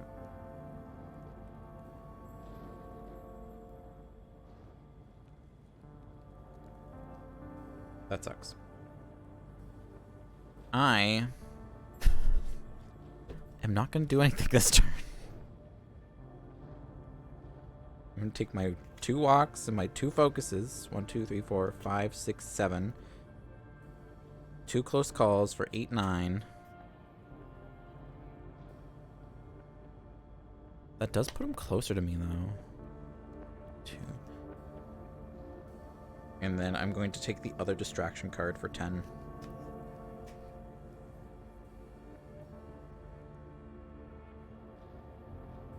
So I have 10 total cards. I cannot buy anymore. We do go right back to the killer phase, though. So he takes another step closer. And I draw another tarot card. Collateral damage. Move towards, for each railing space, at least 1 victim that the killer moves through. Oh, containing at least 1 victim the killer moves through, including its starting space and ending spaces. Push 1 victim over the railing. There are no railing spaces or victims, so I literally just put them there. Panic phase is not needed because bloodlust doesn't increase, but we do a good upkeep. I'll hang out with whomever I want. Move the savior 2 spaces towards the killer. Well, you know what? I think that's okay, because he's already there.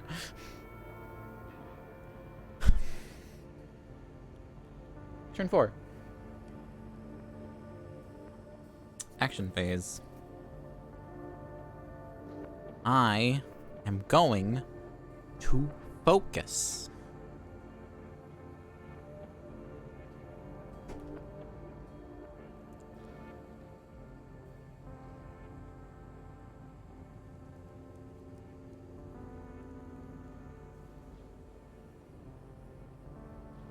I'm gonna re-roll that.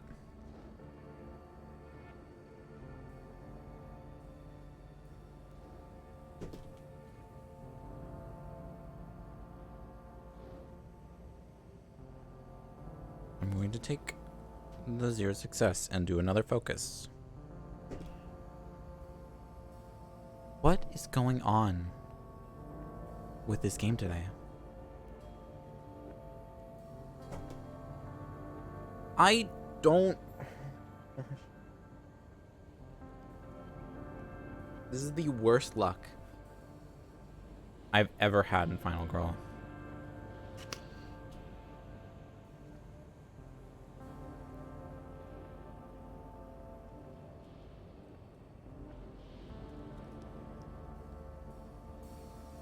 I'm gonna...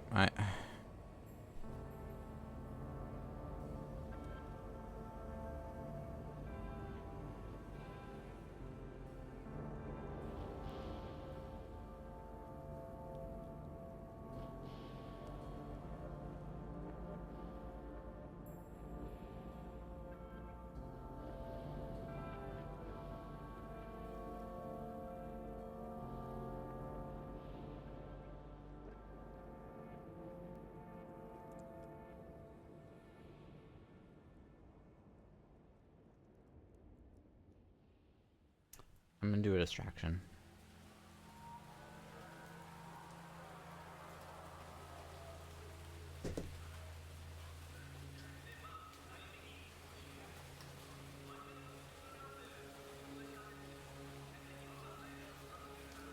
I'm using the Die of Desperation.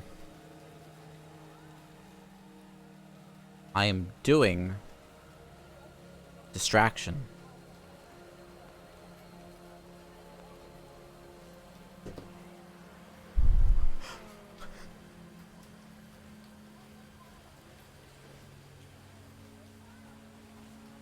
You you can't make this up. What what what are my roles?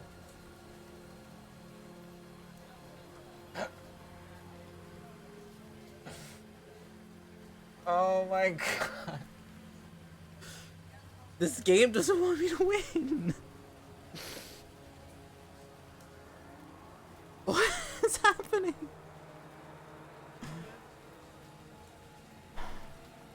End. I lost. On turn 4. I did.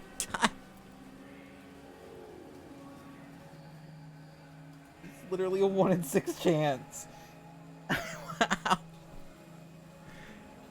I changed my odds from 2 of 6 to 1 in 6 of failing.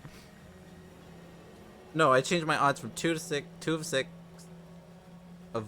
of succeeding to 5 out of 6 of succeeding, and I still failed.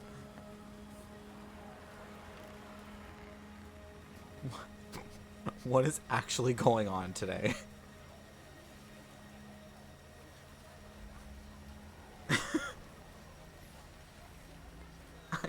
I don't get it. I don't get it. This is attempt 3.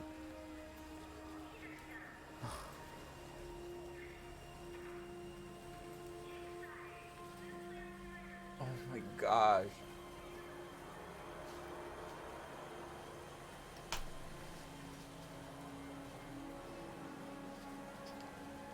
At least the savior didn't die this time. I had so much stacked and still failed.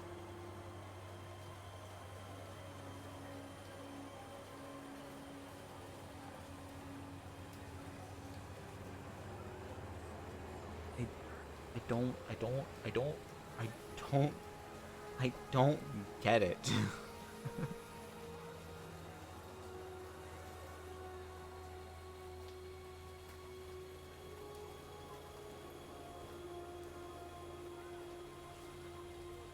There's something with today. The things. Oh, now I roll a double success.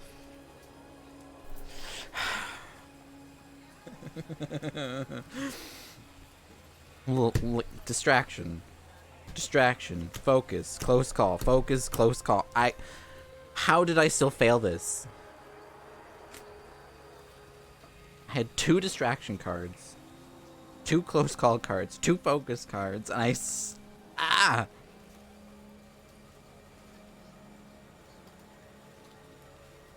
Now I'm knocking crap around. I don't get it. This is more infuriating than the first time I played Final Girl. I don't understand. We didn't even get the dark power. Bloodlust didn't even increase once.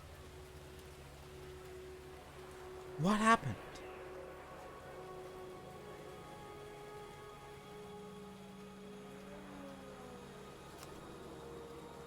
I'm gonna reshuffle. I'm not gonna draw new tarot cards. I'm gonna just reshuffle the ones we have. I'm gonna take the bottom 2, shuffle it with the mark X.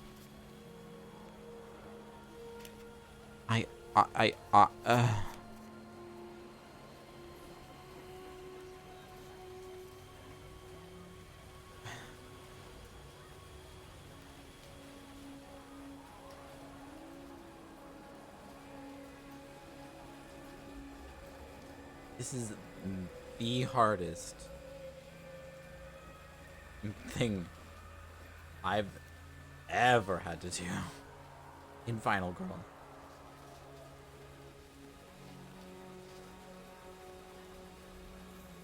Van Rider. Who hurt you when you made this one? What? I'm starting to question if I'm playing a game from Van Rider Games or from Capcom and people are complaining that it was too easy. Oh, it's too easy? Well, let me show you.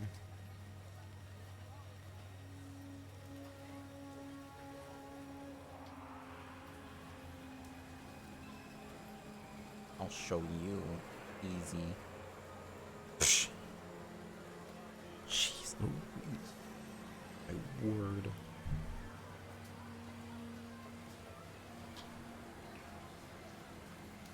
That's literally all I have to do to fix up the board, other than take these tokens off.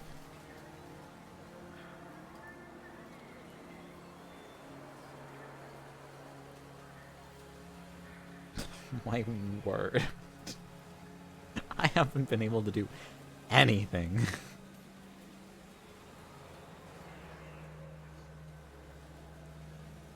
There's not even a weapon. Technically the chopper.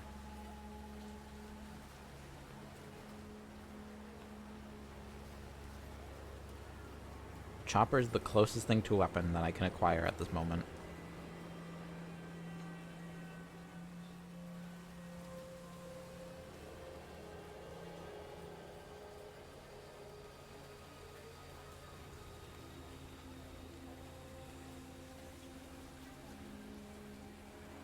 The Savior didn't even get hit once, actually. It's crazy. I'm just gonna jam this somewhere in the middle. I forgot to put that away. Oh my gosh. This goes back to 6. This goes back to 5. This is insanely difficult. Wow.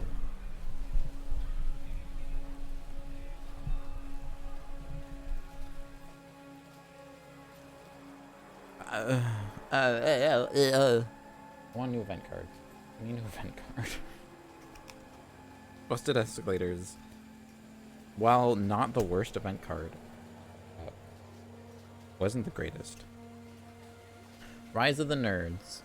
Place a new victim at both boards and bones and joystick heroes whenever you end the action phase in either store with a victim in your space. Choose one of the following. Ooh, increase time by 3, decrease the horror tracker, or gain a health. Oh. Wow. There's already 3 people in Boards and Bones. And we got 4 people in there. And that's Joystick Heroes. Wow, wow, wow. Yeah, this is the Omega of Final Girl. It's a robot, it works!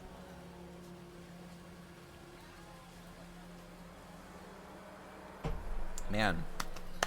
This really must be based on Terminator, because my Final Girl career is being terminated as we speak. Yeah, what are we at now?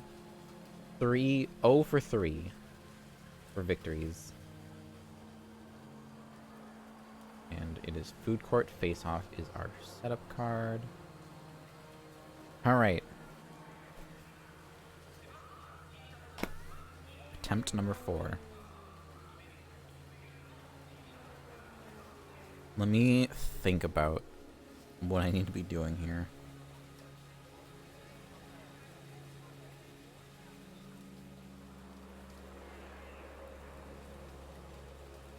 Let me read these item cards.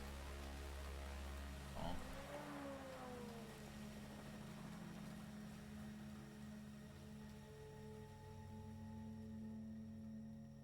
If I like held up the window, I could.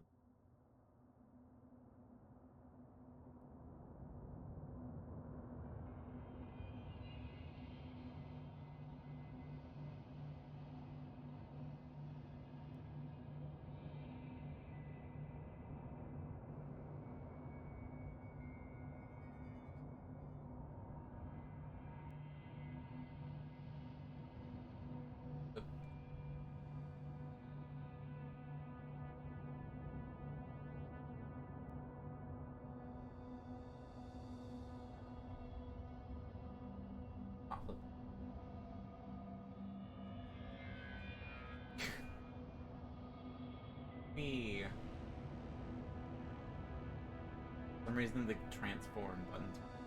I just have to do it manually.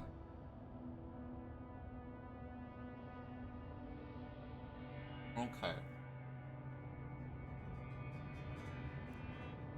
Cigarettes. When the savior is in your space, discard this to increase trust by 1. Leather jacket. When resolving build trust action cards, you may re-roll any of your dice once. Discard the leather jacket to ignore up to 2 damage. The chopper. While in the chopper, with the chopper, and you move at least 1 space, you may move up to 2 additional spaces with the chopper. The chopper can carry you and 1 victim or ally, and cannot enter stores. If you enter a space with an enemy, you may discard the chopper to do 4 damage to the enemy, and 1 damage to each person riding the chopper.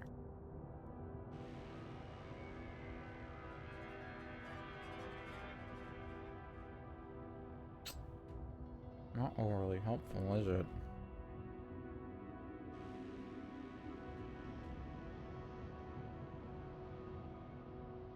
Cigarettes would be helpful.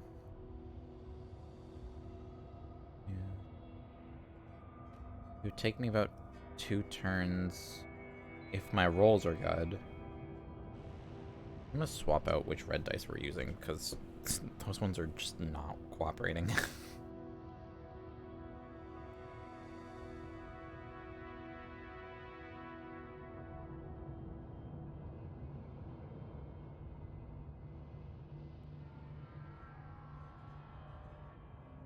Take me about 2 turns if our rolls are good to get to Stan's Sporting Goods, and then I would still need a search card to get the cigarettes.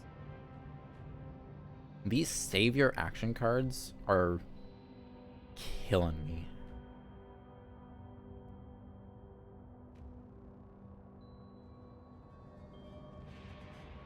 Alright.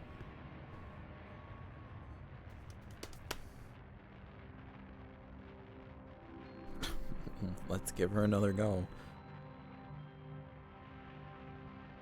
Step 1, focus. Oh. It was the dice, Chad. It was the dice. It was the dice. Focus. Oh my gosh, it was the dice.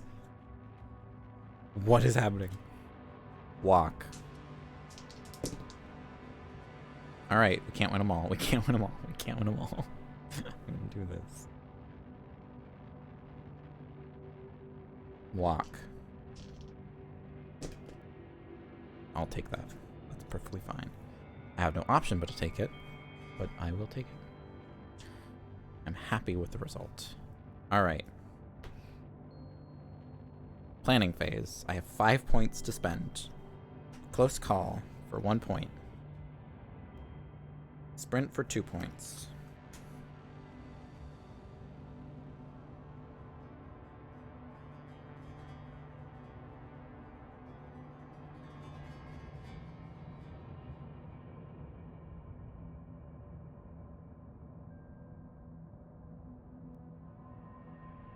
I'm not going to take sprint.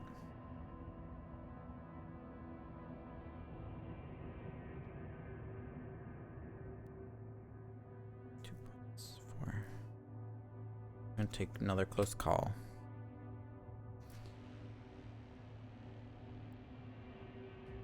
I'm gonna take distraction for 3 points.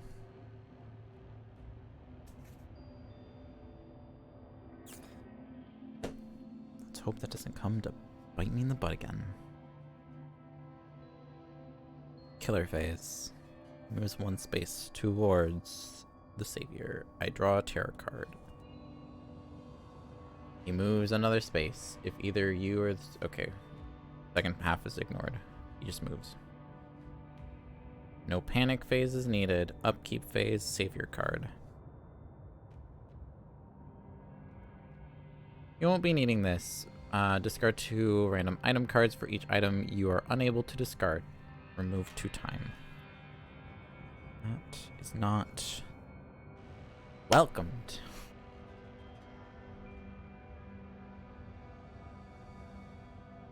Alright. Turn 2. Distraction.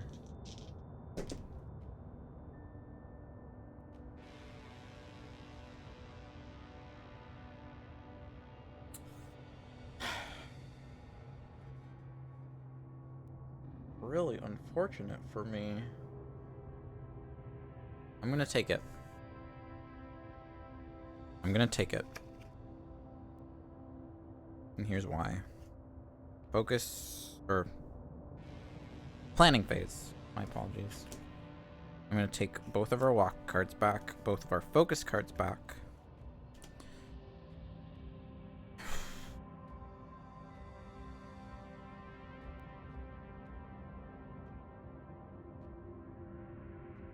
And then I'm gonna buy sprint for 2 points.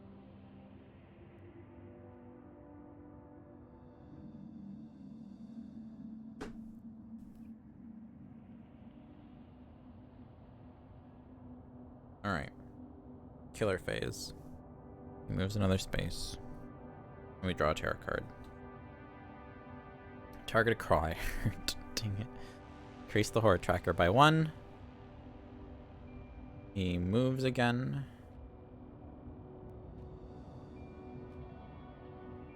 No panic, but we do need upkeep. I'll hang with whoever I want. Move him 2 spaces towards the killer. Okay. Okay. Okay. Okay. Alright. Okay. Okay. I could still, that's still a possibility.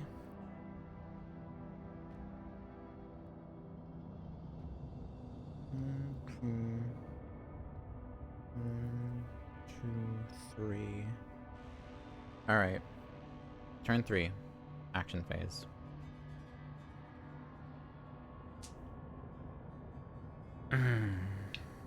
I'm gonna focus.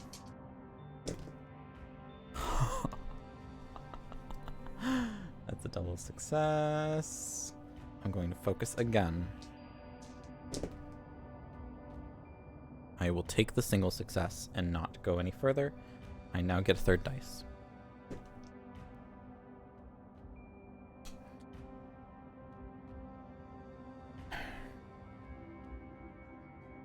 I have a plan. I'm gonna sprint. Double success. Perfect. Alright. 1, 2, 3 spaces moved. I'm going to now walk. Move the walk cards in view of camera. I'm gonna use close call to reroll 1 die.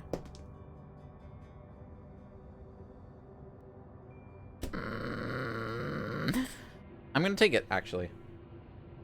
Am I? Yeah, I'm gonna take that. I'm gonna do that. Do I lose 2 time for that? Yes. And then move forward 1 space, and I'm gonna walk again. There's a double success. That is much better. I don't need a double success. That puts me in the same space as everyone else. Here's where the fun part comes in. We are on a railing. I'm going to weak attack.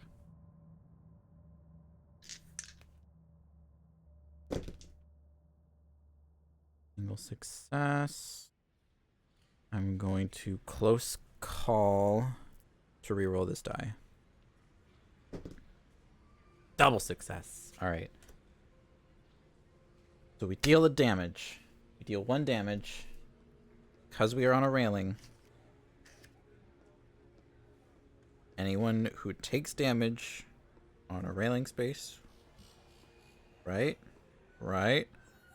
Whenever anyone takes damage in a railing space, they are knocked over the railing into the adjacent food court space, receiving 1 damage. So, he takes 1 damage, falls over the railing into the food court, taking another damage, which breaks one of his components. And keeps him further away from the savior, baby. Ooh.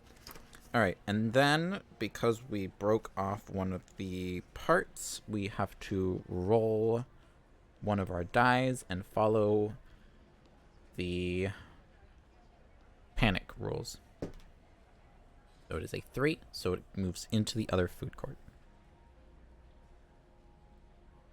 Because this is 1 to 5, and this is a 6. So it breaks off, shoots off into the other food court. Oh, okay. I am now going to short rest. I used the close call card for that.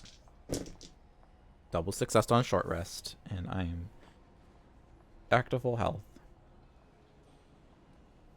Whoo! Alright. Planning phase. This is going better than last time. I have 3 points. I will take a build trust, and that is it.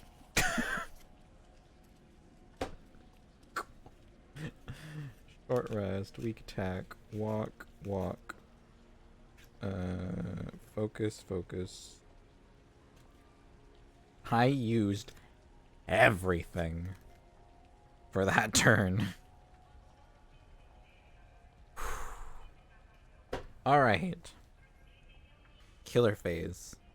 Unfortunately, my nice shiny 3 dice is not going to last very long. I can already tell you that. Tarot card. Yep, there it is. If the savior is not on the board, discard. Otherwise, panic the savior 3 times. And increase the horror tracker and draw an event card. Okay. Panic him 3 times. Number 1. 5. He moves into the board game shop. Number 2. 2. No matter what number it is, he goes out of the board game shop. Number 3. Please be a 5 again. It's a 1. He goes nowheres. Alright. Hey. that's good for me. I do have to increase the horror tracker and lose one of my dice, though. And then we draw a new event card. Bart the Mall Cop. Place Bart the Mall Cop in security. Bart will not follow you.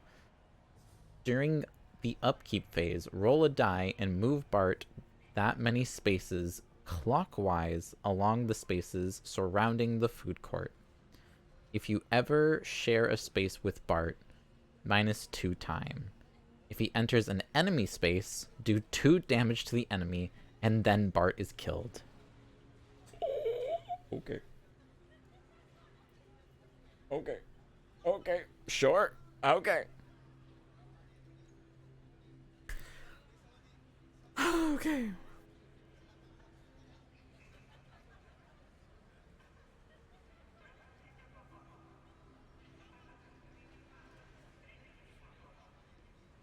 Greatly increase bloodlust once per phase per damage. What? Oh wait, I need to double check his bloodlust rules. Bloodlust. Since the hunter bloodlust can only be increased. Instead, bloodlust increases when the hunter either deals damage to you or an ally, or is damaged itself. Okay, so bloodlust does go up by 1 for this turn, which would have been this turn. Okay, so he got damaged, knocked down, and then moved 1 space. Just have to remember the turn of events because it's going to matter in a little bit. And it only goes up 1 phase because he got damaged in the same phase. Okay. So bloodlust is at 1.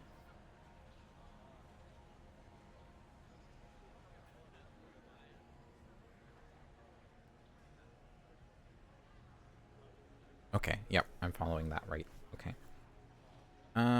This is the first time I hit it, so I didn't understand how to track it on the mobile app.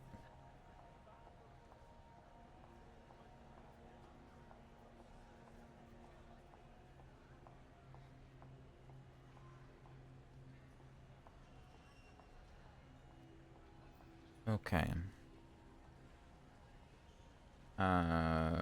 We just finished up killer's phase. So now it's panic phase. Bloodlust did increase, so the victim in his space will panic.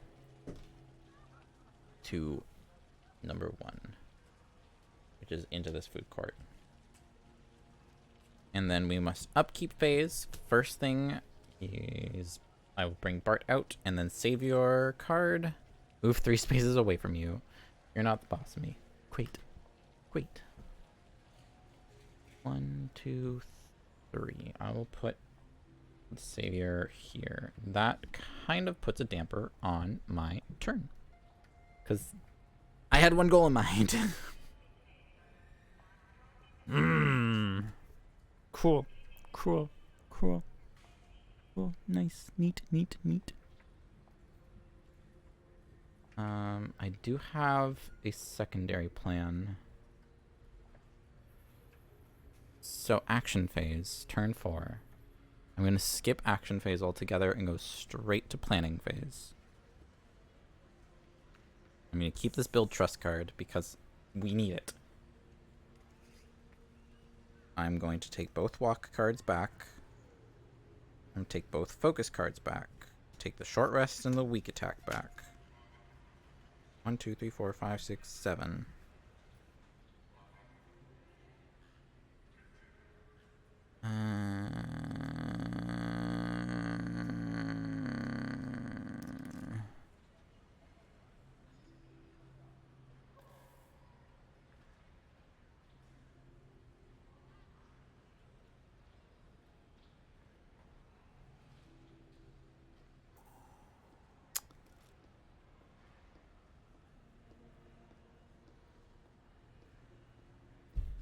I'm gonna buy 1, 2, 3, 4, 5, 6, 7, 8, 9, both close calls.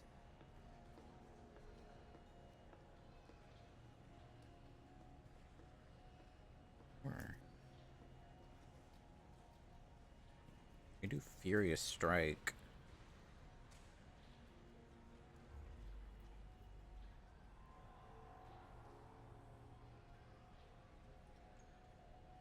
Okay.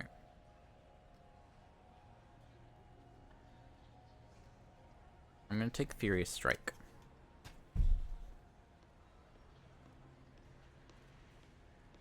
For 4 points. As my 10th card.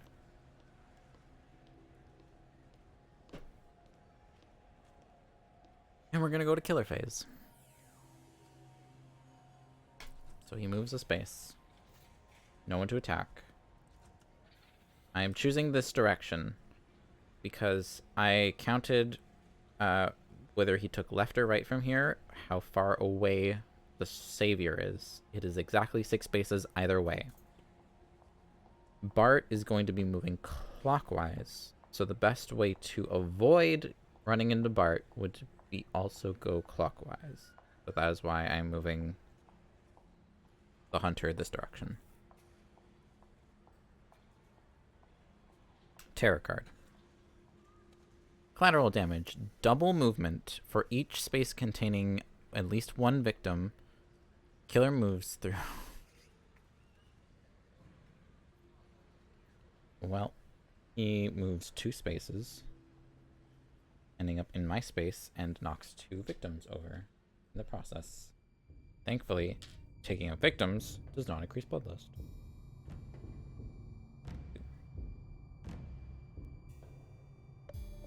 Cool. That's probably as minimal of damage as we could have gotten. Don't need to do any panic phases, so straight to upkeep. Bart is on the move. Head to the nearest. I'm not stealing, I'm just borrowing. Savior moves to the nearest item space. 2. It is a even split. I'm going to send him to the further one and discard the top 2 cards.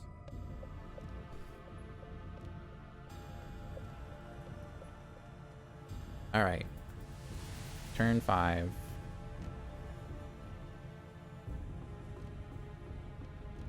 You know, the killer is in my space. And we are still on a railing. When opportunity calls, I'm gonna weak attack.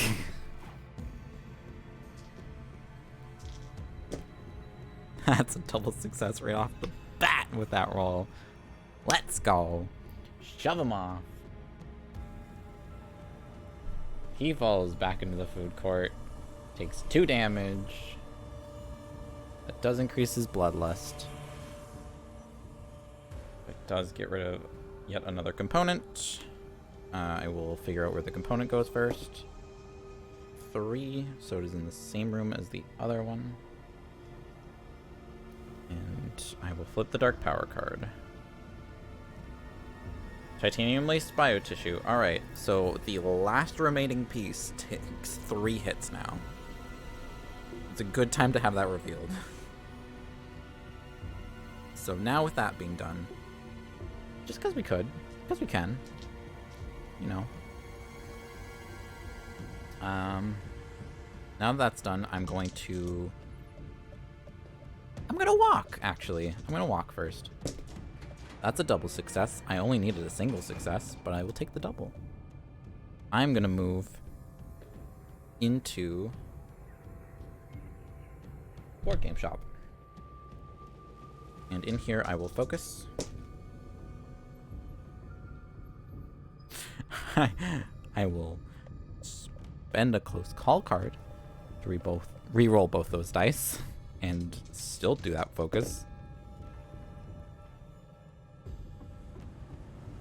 I will take the penalty of a 0 success and roll a focus. Single success. I will take that. I get a 3rd dice back. And I do have the ability to do one more roll if I wish to do so. Which I do not, because there's no need for me to do that. So, that's going to be my action phase. We are ending action phase in Board and Bones with a victim. I am going to increase my time by 3. So now we're going to planning phase. I now have 3 points where I originally had 0. I'm going to take a sprint for 2 points and call it a day. Focus, walk. Alright.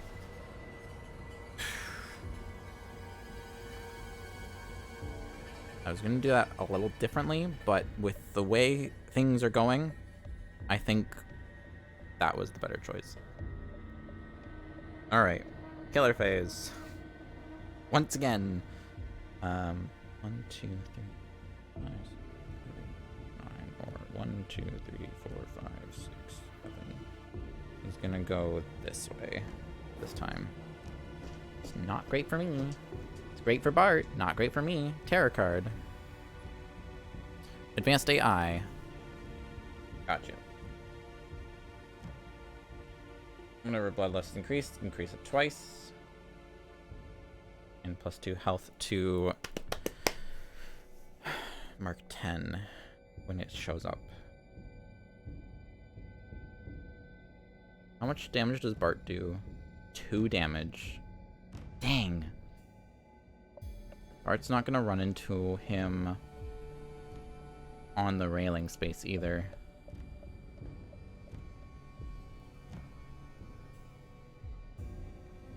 That, unfortunately, doesn't work with my game plan. We didn't draw a tarot card yet, right? No, we did. It was that dark power. I almost gave myself an extra thing to to deal with. No need for panic phase, because there's no one in his location now. We do need to do upkeep. Bart moves another space, and then I'll hang out with whoever I want. Move the savior 2 spaces towards the killer. So savior's gonna take the space that Bart just left. And we are now on turn 6. Alright.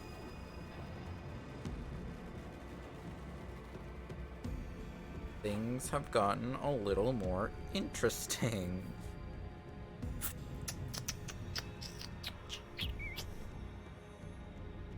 I would like to...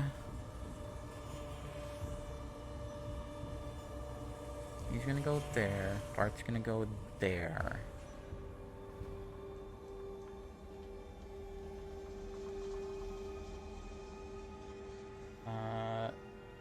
If he enters an enemy's space.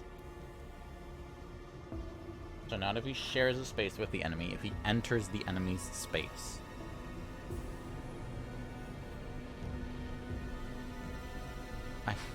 I think by the description of that, Bart is gonna miss him.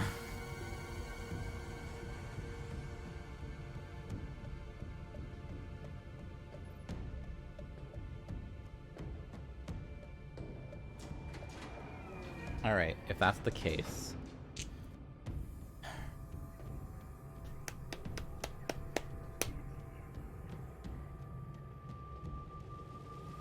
Alright, yeah, I'm gonna sprint. Oh boy. Don't. Sprint.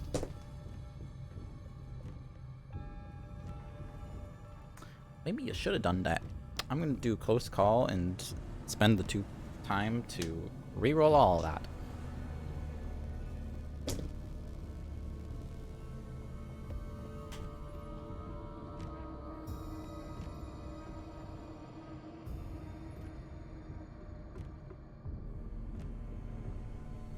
I can still make this work, actually. How many victims can follow you at a time again?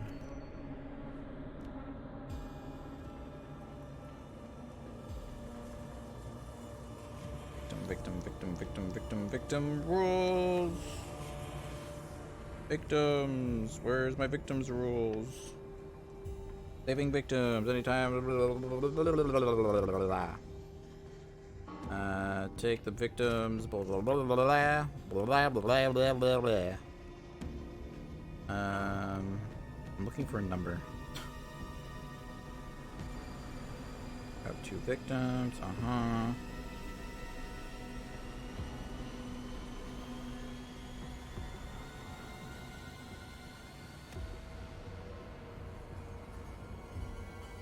I can't remember if it's 2 or 3 victims that you can bring with you at all times. I think it's 2. Up to 2 victims. Thank you. Found it. Saying thank you to myself for finding it. Alright. Move these off this board, and I'm going to move the token 1, 2. And these guys can stay in board. I need to take the time down. Get rid of the sprint card. I'm now going to walk. I need a single success. That's a double success. I'll take it. Putting both of us, or the collective of us, in the service entrance. Means we have 2 victims. Whoop, whoop. So I can decrease the horror tracker by 1 now, and I gain 2 time. But I also lose 1 time. Wait, hang on. Lose 2 time, lose 1, lose 1. Okay, and then gain 2. Alright. I had to, like, recount. Alright. I can't do anything from there, so I'm going to go to planning phase. There's the other walk card. I'm going to take a single focus card. And the weak attack card. I'm going to then, I have 4 points. I'm going to take a search card for 2.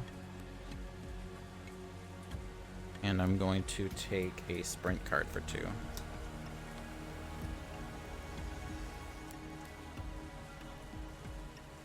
think that might be the best idea.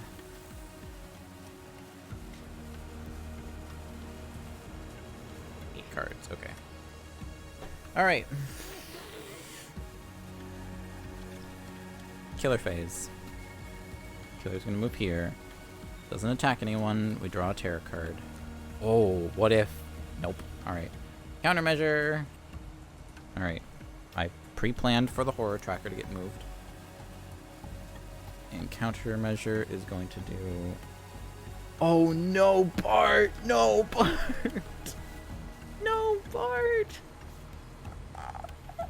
Oh no, Bart! Bart's gonna get blown up!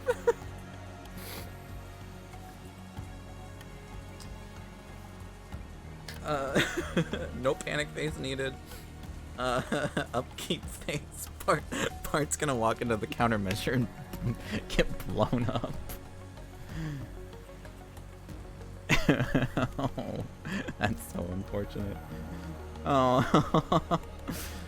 Well, so much for Bart passing the killer. And then we need to draw a savior card.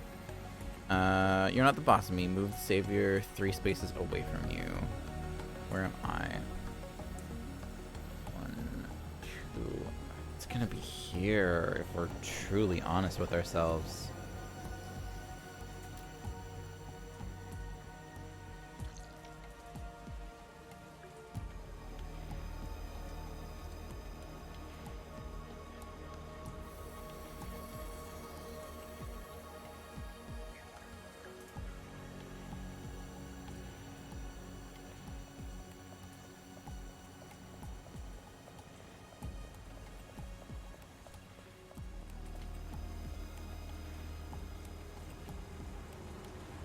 Okay. That brings us back to action phase for turn 7.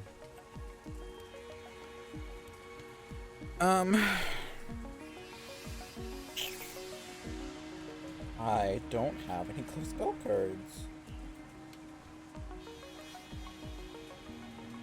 Alright. We are going to use...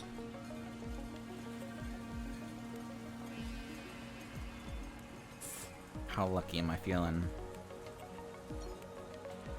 I'm gonna use walk. I'm feeling lucky. I'm gonna regret this here in a second.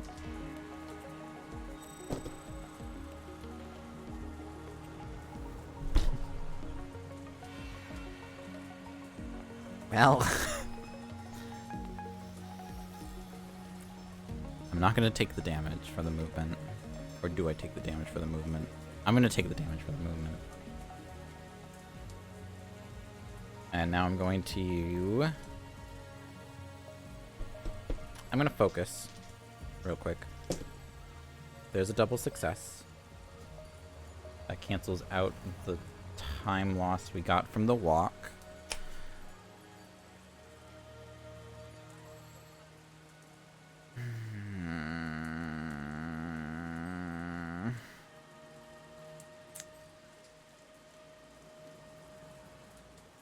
Deals 2 damage now.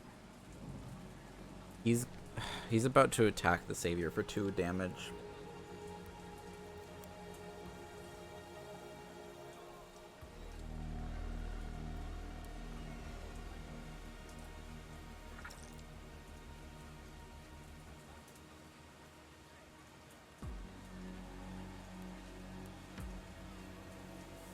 What do I do?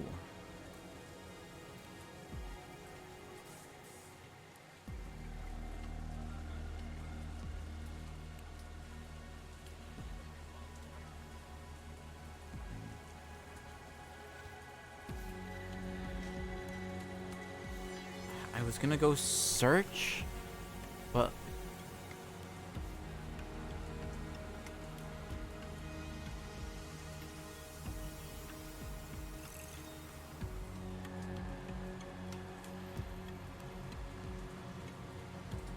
okay, so looking back at the rules that we talked about, the Sunny Days Mall rules says that if you and the ally are sharing a location and the killer attacks, you can choose whether it is you or the ally. The hunter's rules says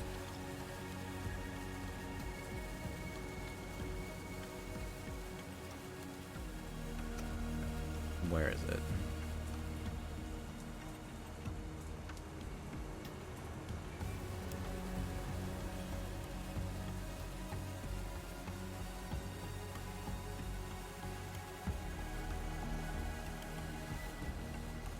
Where was the rule? Can't find that rule anymore.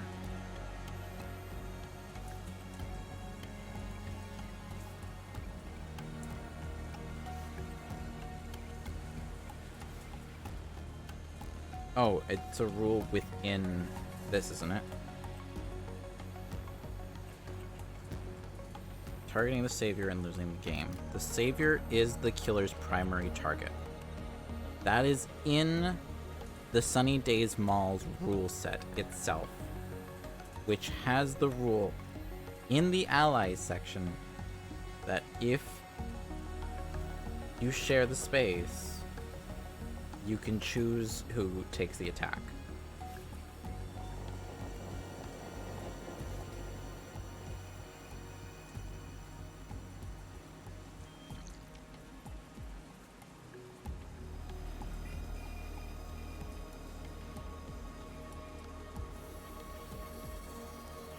When you and an ally are in the same space and one is being attacked, you can freely choose who in that space will receive the attack.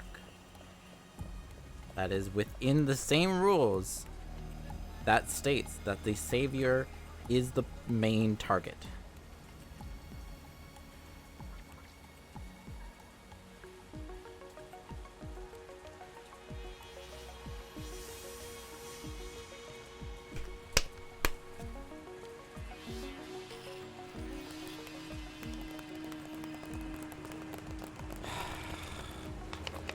Crap.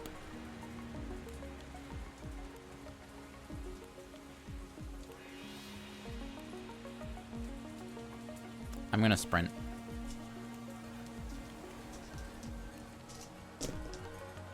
Double success.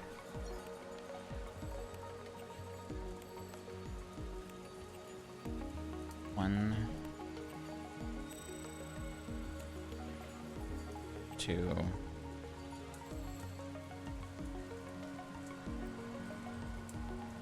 two. I now need to roll a die. If it is a 5 or a 6, I'm fine.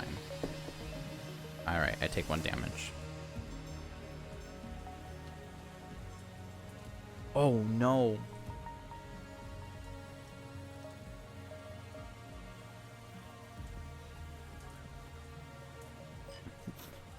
Three. I get hit by the I get hit by the thing. I am okay.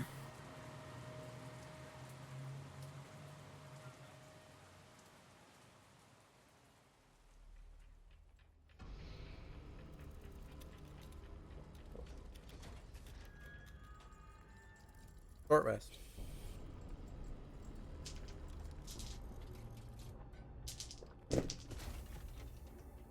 Double success on the short rest.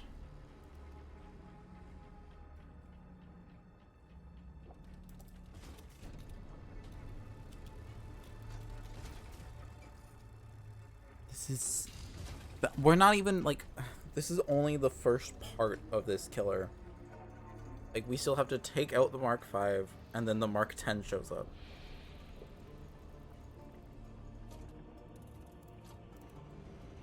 It's insane. Alright. I'm gonna end my turn there. I'm gonna take the walk card. I'm gonna take the focus card. I'm gonna take both close call cards. I'm going to take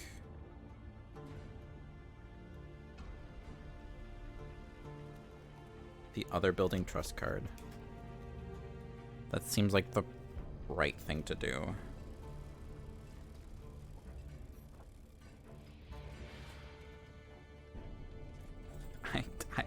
I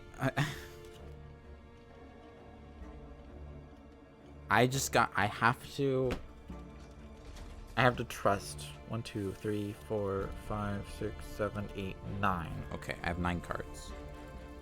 I just have to trust that things will go right. It's now the killer's phase. We will move towards the savior and attack for 2 damage, increasing bloodlust.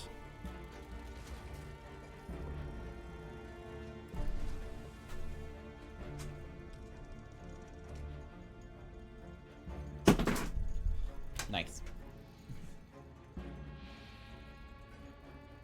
No.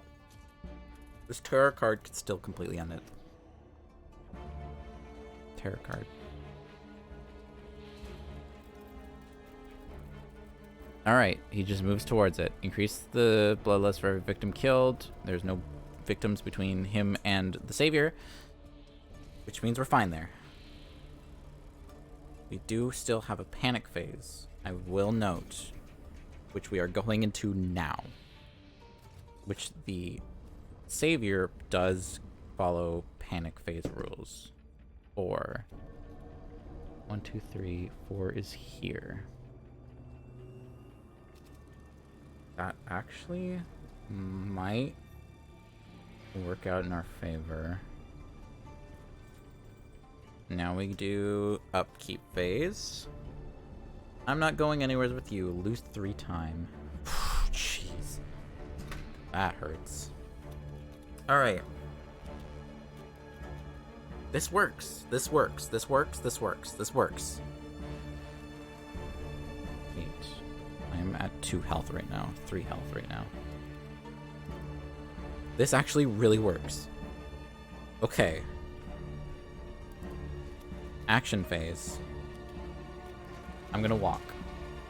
Sun is now coming through the window, and the ring light's doing nothing. Why? Why every time? Every dang time. Why? I'm gonna take it. I'm gonna take the 0 success. Oh gosh, ow. I can't. I literally cannot take the 0 success. I need to do a single close call roll. Okay. That's not favorable.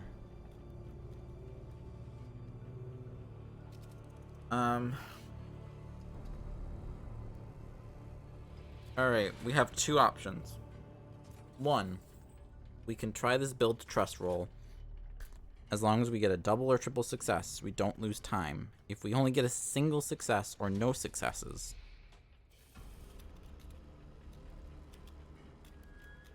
I can't purchase a guard card. And that will take me out of the game. Possibly. I don't have short rest.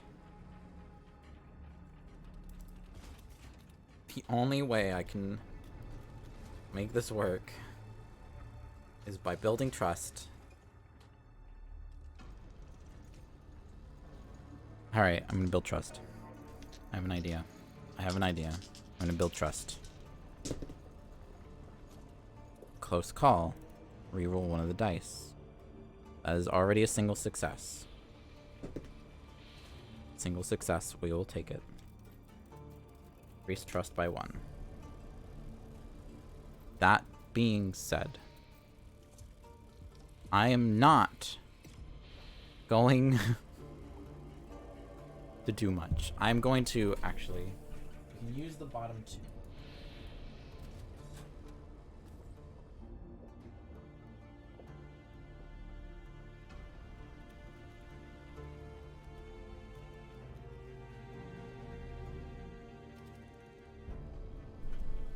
Alright. And then it's on upkeep phase that goes to the next stage.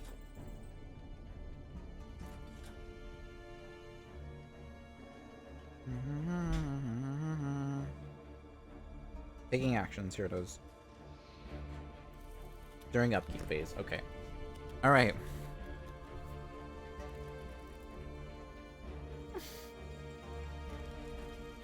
I'm gonna go to planning phase.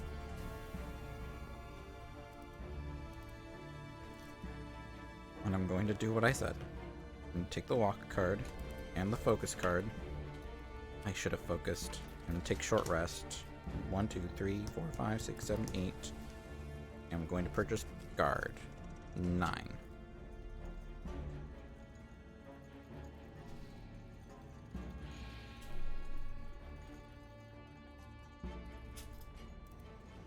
Okay. Build trust goes back, close calls go back, and a walk card goes back. Alright. So.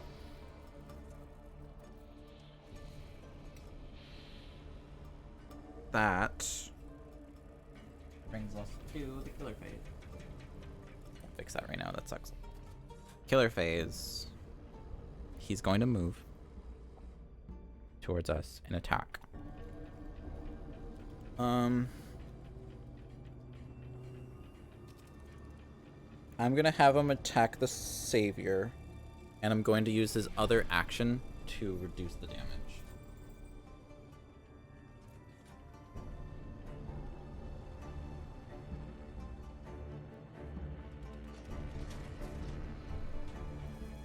Okay. And then we still draw a tarot card. Titanium shield. Of course. Great.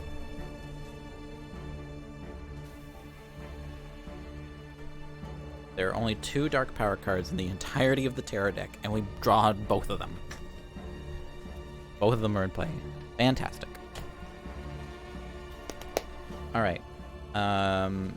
Bloodlust did increase, so panic phase does ensue for our little friend. 2 is this way. Okay. And then upkeep phase, I just need to do savior. Increase the horror tracker by 1. And both of the tokens.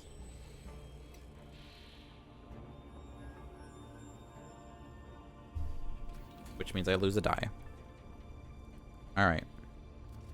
Turn 9. I need to try and get this done as... Like, no matter what result we have, this is our final attempt.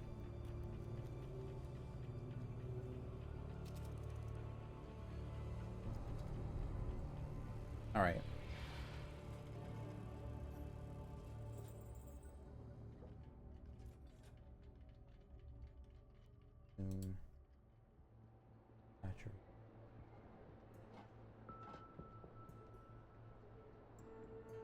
Oh, I can control brightness. Oh. I just can't set it to auto. I want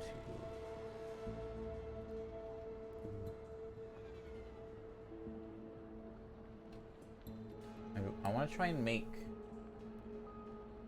the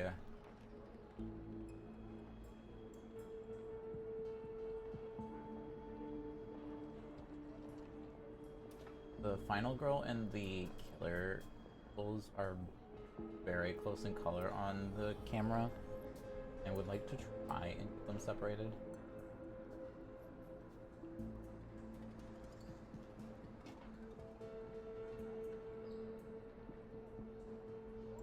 Amp the contrast all the way up.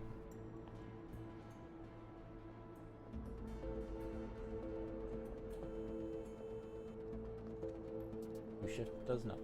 Alright. That is good.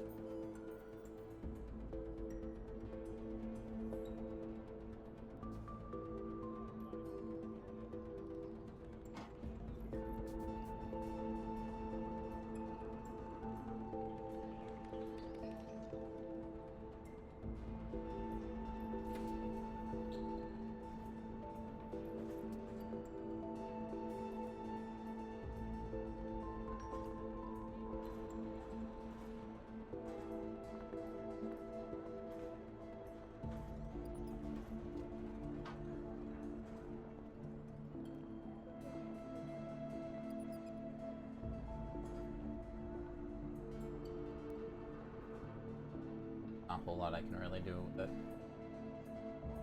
Okay, well, let's see here. We are on killer phase, right? No, we just finished upkeep phase, so we're on action phase. For turn 9? Yeah, turn 9. Okay. I wish to...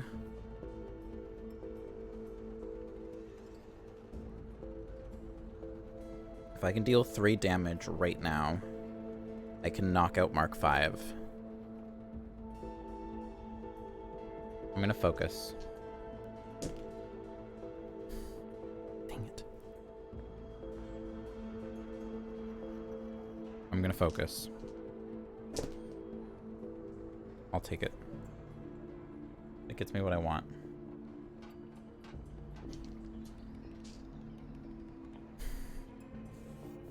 I'm gonna weak attack. If I fail this weak attack... If I fail this weak attack, it ends the turn. If I only get a single success in Furious Strike...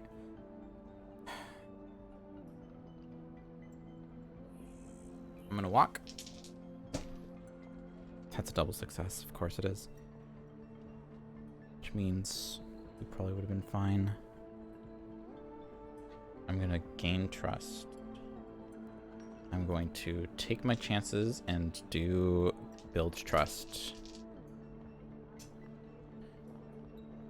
The first time we did build trust was single success, wasn't it? I can't remember now. That is also a single success.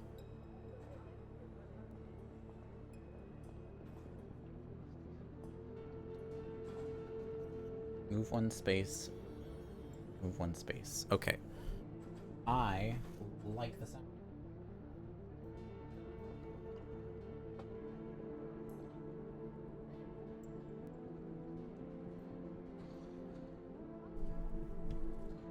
All right.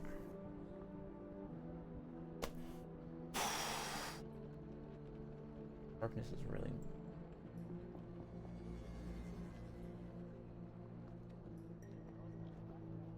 All right.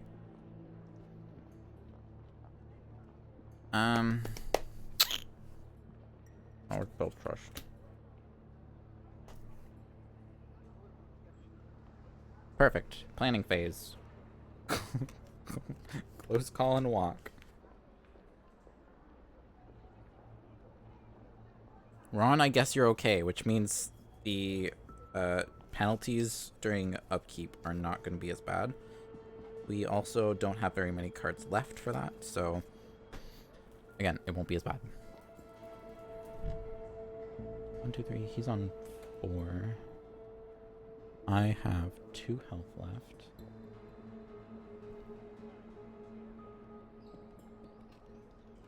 All my damage was not dealt by him. And his bloodless tracker was adjusted for damage that he dealt anyways.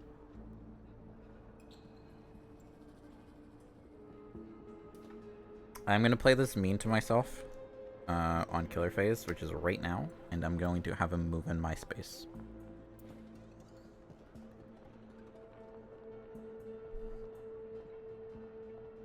This is cruel on my end, actually, now that I'm looking at it. Alright, he's going to attack. I'm going to guard. I'm going to use close call to re-roll all those dice.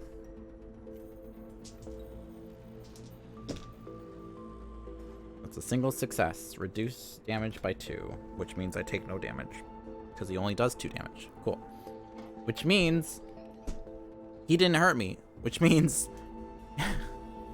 Wait, no. If you use... What was it again? Hunter. Bloodlust. So this can only be increased.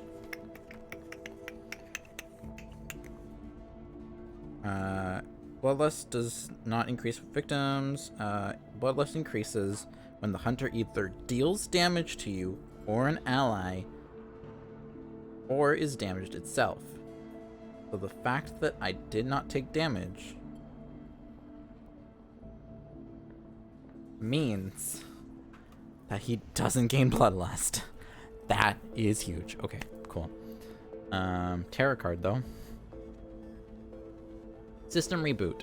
If the Mark V is still active, place an additional cybernetic part token on the finale card token stack. An additional? Additional? Adding? You son of a gun. I was so close to getting rid of this guy, too. I'm peeved about that. That's it. Panic phase. No need for panic phase. Upkeep phase is the savior card. Do nothing. Cool. Awesome. I like that result. Jeez Louise. Turn 10. I am going to...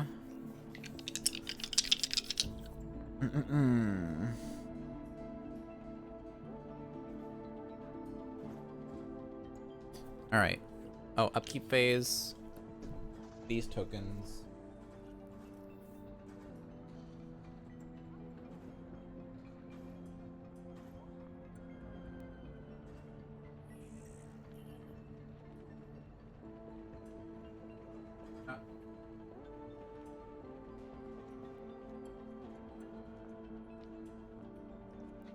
Alright, so I don't know if the mic picked that up very well, but here's what I did.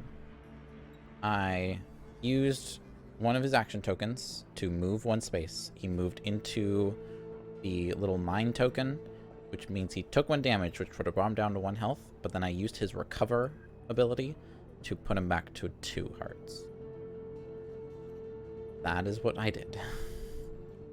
I now am going to walk.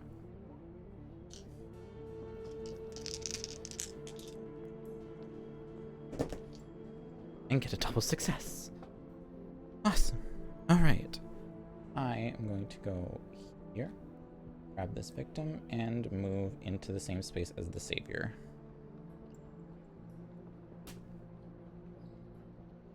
I will then... I thought I had a focus by this point. That's not cool. Shoot.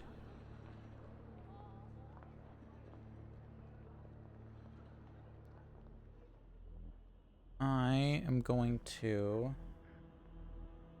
Oh, okay. I have 3. I'm not gonna do anything. I'm gonna stay where we're at. Yeah? Yeah, that's exactly what I'm gonna do. I'm gonna stay where we're at. I'm gonna take both focuses and the walk card back.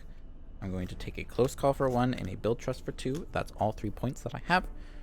Set that. Did I just knock something over? No. Okay, we're good. And then put everything away. I'm kind of taking my chances here. Savior has 1 card left, which is gonna do nothing, so that's okay. Killer phase.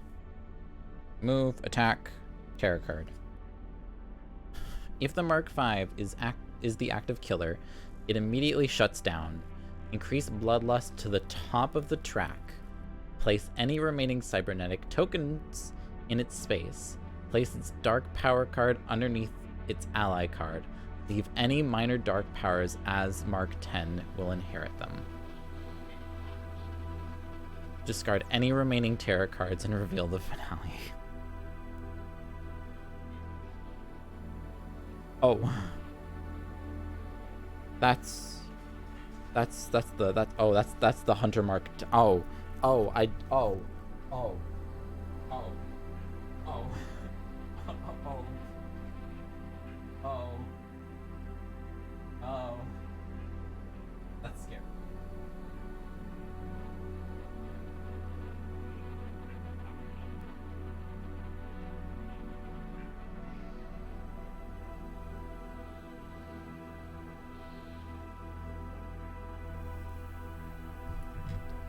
And now we flip the finale card.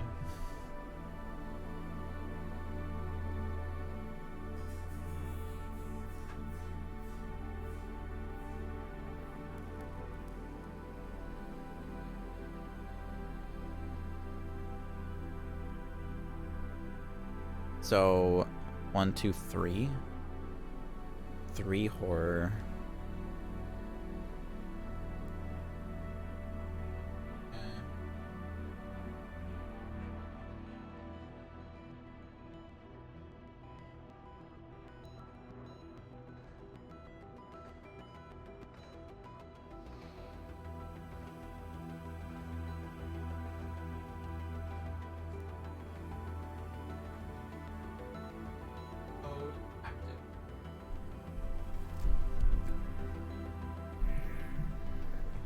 Termination mode active. Increase bloodlust. Target, move, attack twice.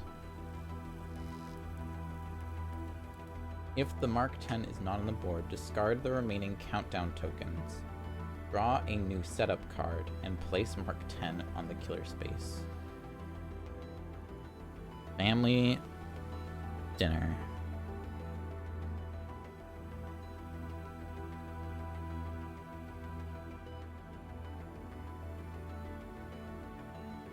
Also increase to the top. And place the silver token on the killer's location. Alright. Discard any remaining tarot cards and reveal the finale card. Okay. What are the rules regarding the cybernetic parts again?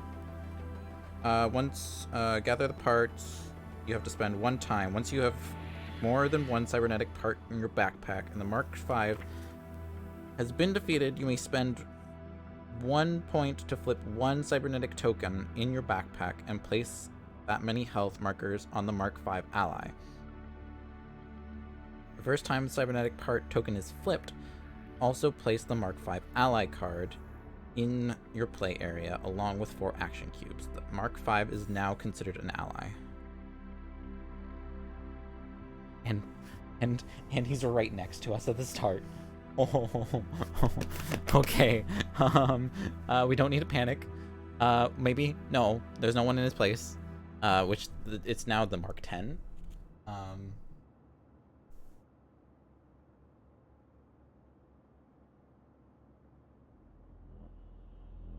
And then we need to flip over the last savior card, which has no effect.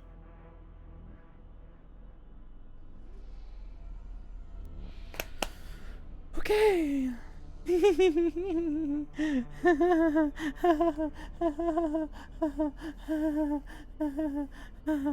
Okay.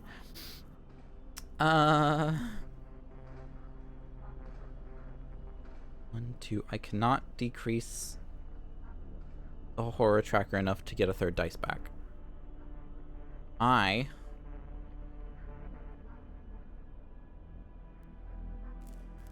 going to walk. And I'm going to have the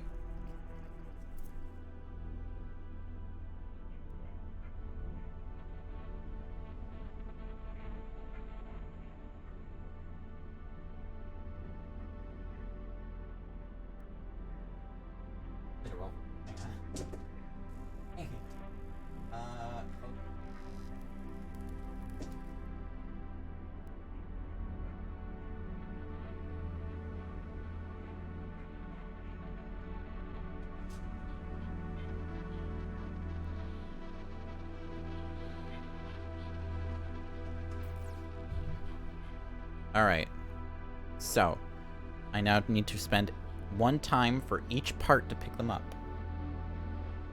So, spend 2 time, pick at least 2 parts. And then, as long as I have a part in my bag, I don't think I have to be in the location of the Mark 5.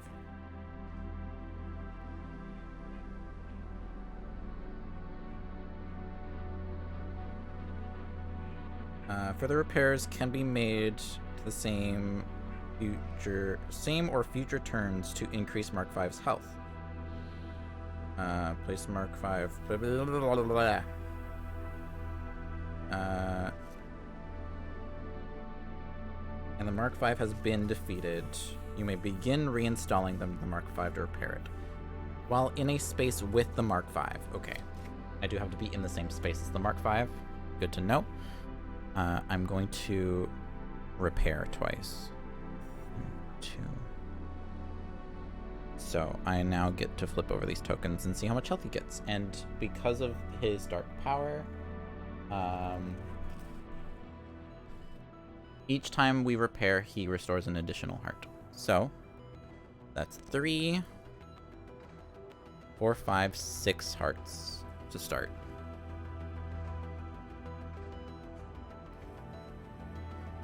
One, 2, 3, 4, 5, 6. We're gonna run out of heart tokens. This one should have came with the.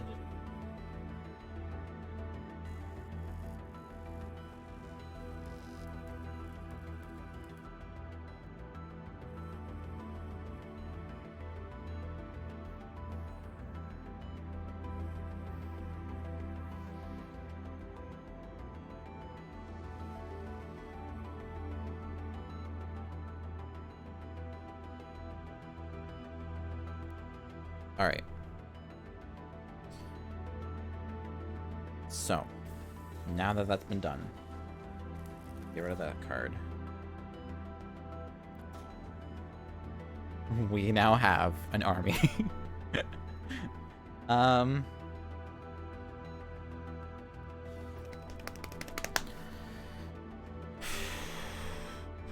that that's been done,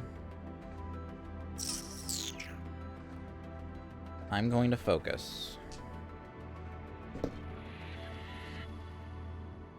And that's a fail. And that's just going to end the turn. Dang it! Do get a walk card back, though.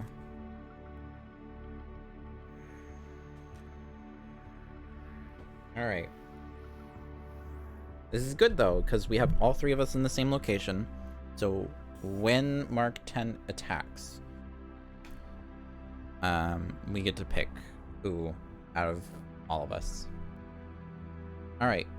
Killer phase moves 3 spaces. 3. 1, 2, 3. And then double attacks in its area. One of us, which we're fine.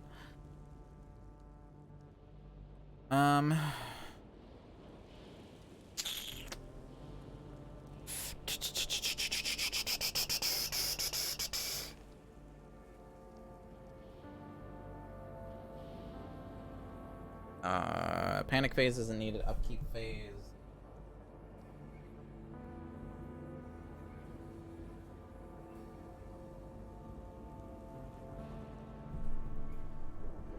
So, turn 11.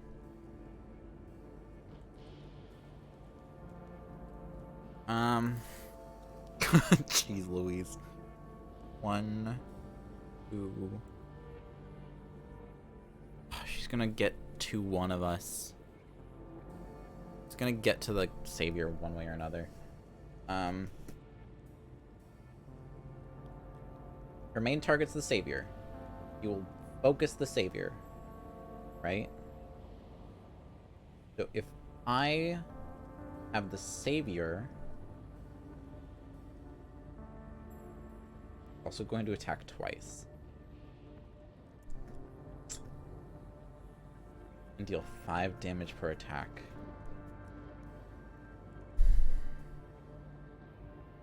And I can't make them go pick things up for me.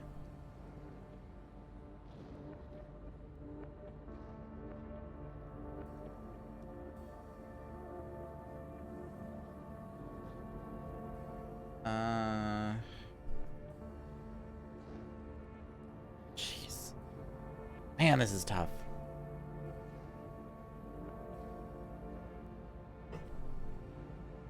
It's not like I can protect anyways.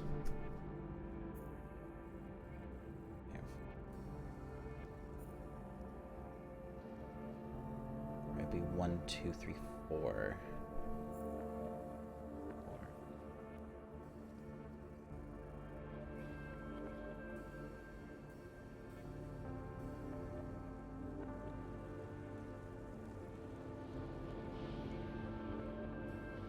think the only thing we can really do...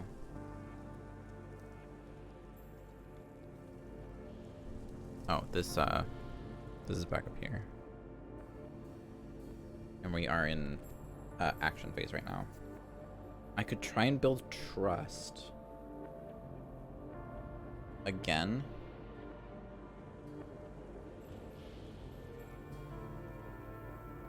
Or we stay put and purchase what we need.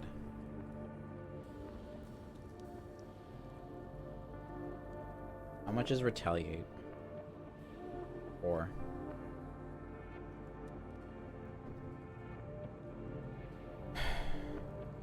So I would need to sacrifice 1, 2,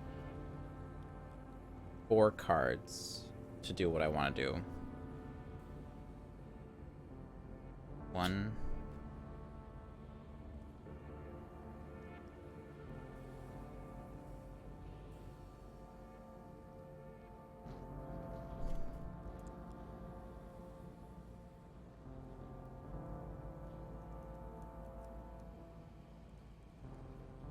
2,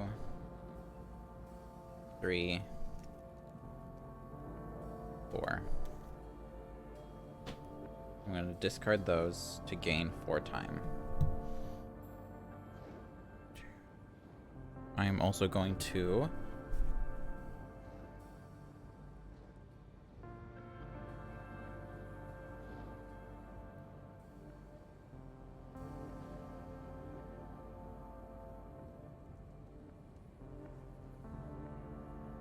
and we're going to go to planning phase. So there's a walk and a focus in here.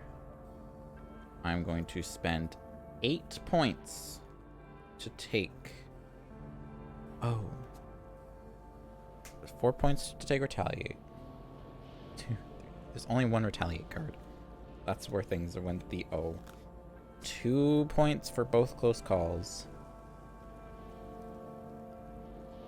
1, 2, 3, 4, 5, 6, 7, 8. 2 points for guard. 9.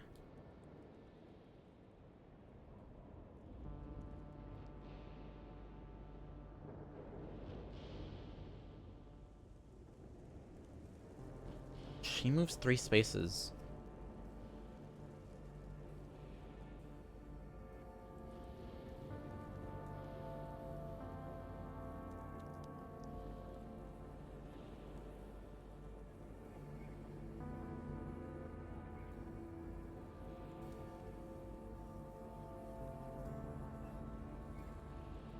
Points for guard.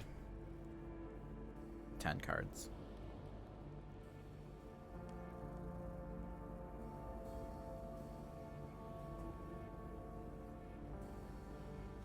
We're kind of in like desperation mode at this point. All right. Killer phase.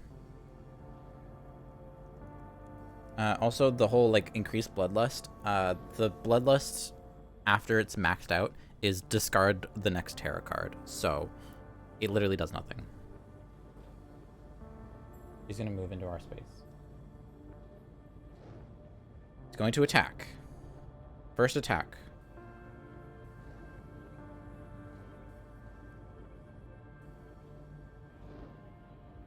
I'm going to retaliate.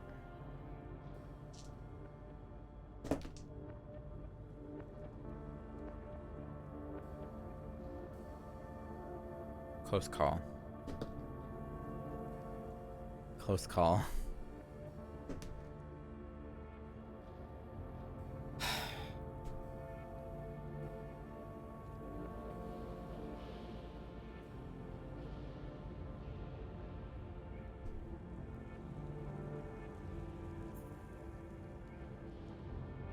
I'm gonna cheat the rules a bit.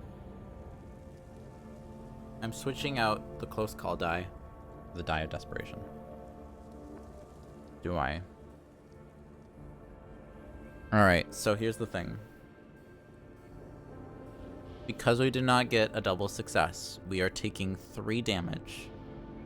We can only take 2 total damage.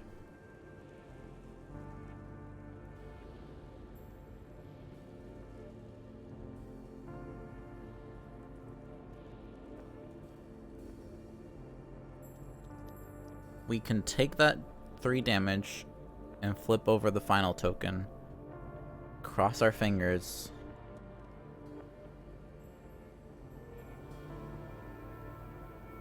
That there are hearts on the other side of that token.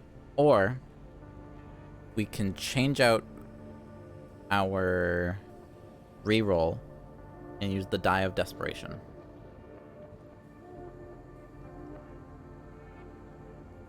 So which is it?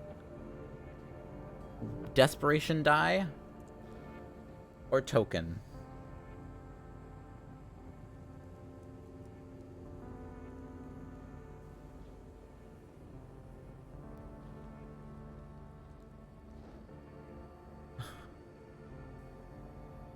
Try not to bite my nails. I don't want to ruin the paint on it.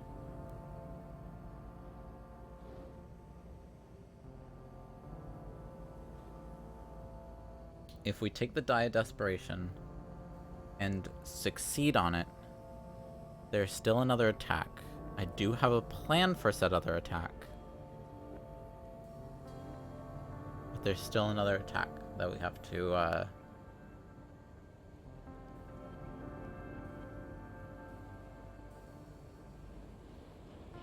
consider. If we take the final token and get lucky, the second attack is completely negated.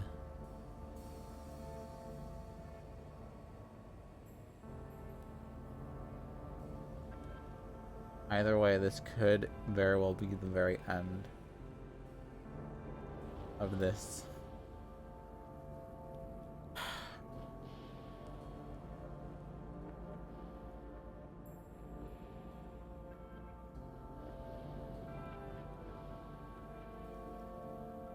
I'm gonna take my chances with the token.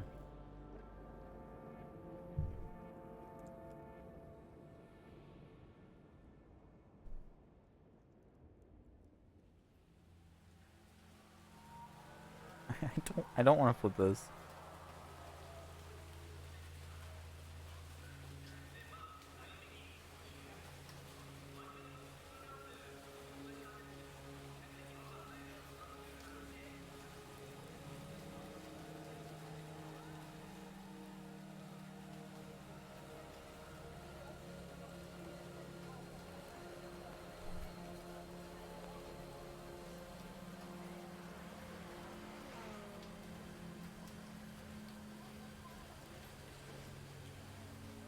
I just thought of something. Out of curiosity, I want to see what happens if I... What? Did my phone just die? No, okay. If I hit saved, just unlocks my ultimate ability.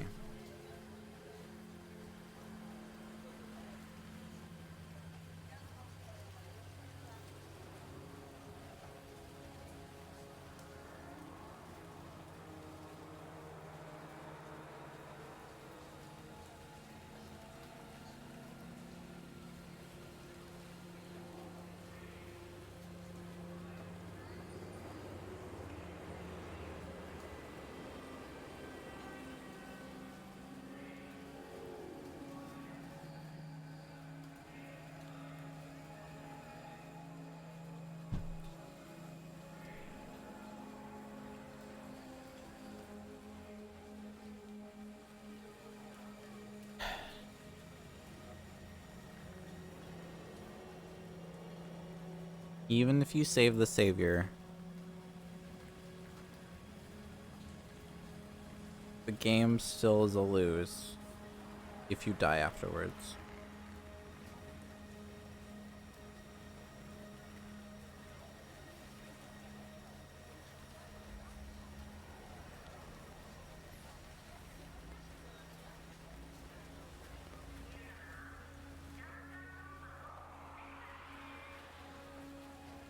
Pair the Mark V to at least 10 health. I didn't even get there.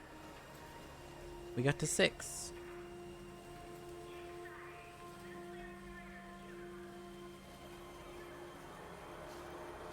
Game. Alright, I'm gonna make a new game really quick with the Hunter. I'm going to evolve. And then I'm going to say the savior is saved, but I died.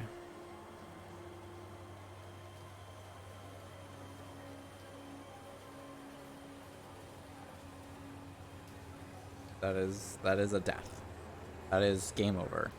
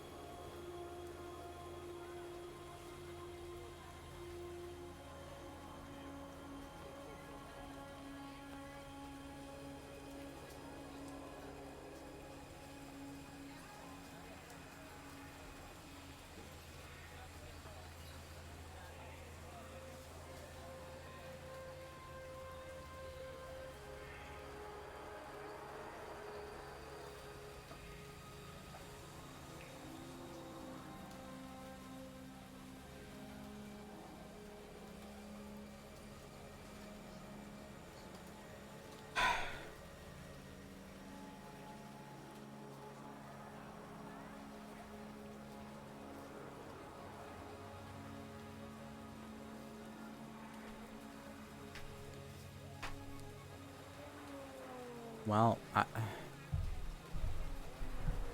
guess that's it. This is the second time in our, what would it be now? 1, 2, 3, 4, 5, 6, 7, 8, 9, 10, 11, 12, 13, 14, 15. In our 15, 16? 16. In our total of 16 times streaming this game. And this is going to be 17? 17 including this one. Second time in our 17 times of playing this game, where we are going to have to end the stream on a loss.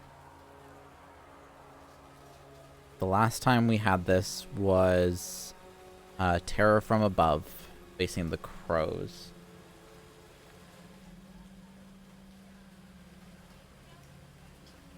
That was the last time we had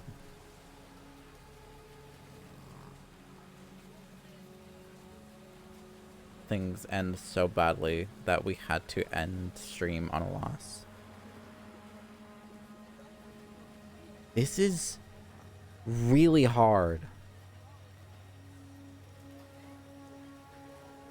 Like, I'm not... Like, obviously I am, like, upset and a little bummed about it. Hi, Brooke. Hello. Welcome. Obviously, I am, like, upset that we didn't manage to complete it. But this is the most difficult Final Girl set I've ever done. We've done 11 feature films, one of which we've played twice. We've done 11 feature films. One special feature, so that'd be 12 feature films technically. And 2 vignettes. And this one is by far the hardest one I've ever done. It is so unbelievably ruthless.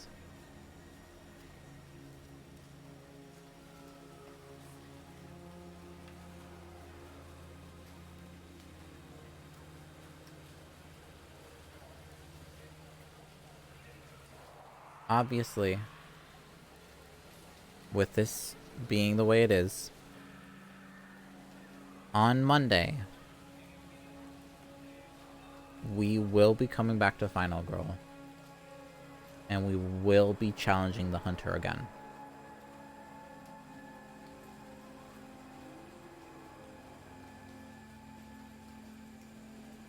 I will keep Saturday and Sunday streams, and Friday, for that matter. I will keep the rest of the streams the way they are. I will not mess with them. Oh, am I able to Monday stream? Monday? Yeah, I should be able to. Yeah, that's fine. I don't know if I'll be able to Sunday stream. But Monday stream will be okay. Oh, I might be able to do this for a Saturday stream. No, I won't. Okay, never mind. I forgot Saturday is actually kind of busy. But tomorrow, Friday, we'll be doing Final Fantasy. And then Saturday will be our usual stream with Emily. And then Sunday will be I believe Monster Hunter is gonna be on Sunday. This coming Monday, we're coming back here. And we're going to play until we win.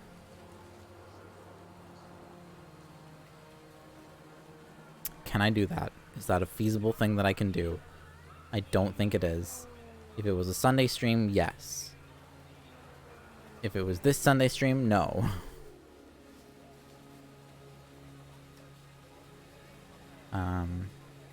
Monday? No, I can do that on Monday. I can do that on Monday. This Monday, we will be coming back here to Sunny Days Mall. And we'll be challenging the hunter again.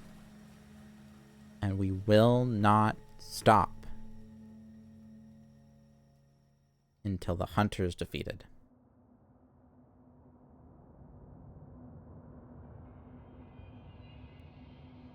That is a promise.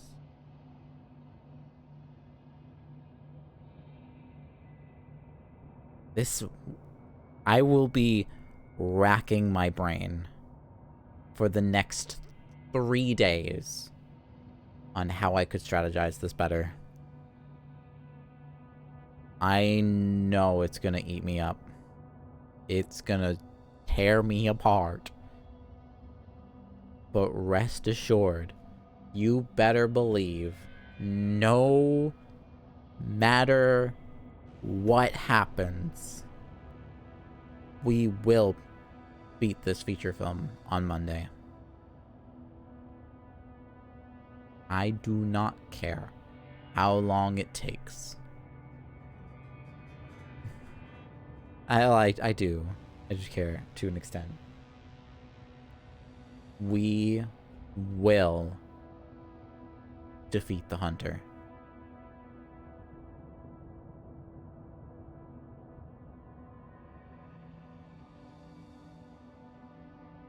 Let it be known, for those of you who have been looking into getting this game,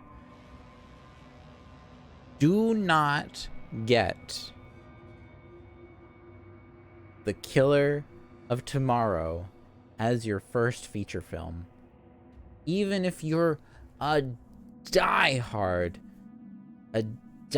Terminator fan and you really want that Terminator, I urge you to leave it to like your second maybe feature film, or like buy it but also get another feature film, because this is the most ruthless feature film I have ever played. That is including the Poltergeist, the Haunting of Creech Manor, where there is one of the finale cards which literally ends the game with no options. The killer doesn't even have a health bar. You are just running around trying to find a person and get out That is the entirety of Creech Manor against the Poltergeist. This is hands down way more brutal and difficult than Creech Manor was. You can go back and watch the Creech Manor stream. I'm pretty sure the original Creech Manor... Yeah, the original Creech Manor stream is on the YouTube channel, as well as the second playthrough of Creech Manor. Both of those are on the YouTube channel if you want to go watch them. The first time I played it, it took me 7 attempts in one sitting before I beat it. And this was the very first time I ever played Final Girl. I am a full believer that whatever your first feature film is, will feel like the hardest one you've ever played. Simply out of the fact that you are new to the game and you do not understand the rules fully yet. And you're still learning how things work. It just not, like, having that lack of comprehension on how things function makes it a lot harder. That is just a natural way that things go about. The first time you try something out is always going to be the most difficult.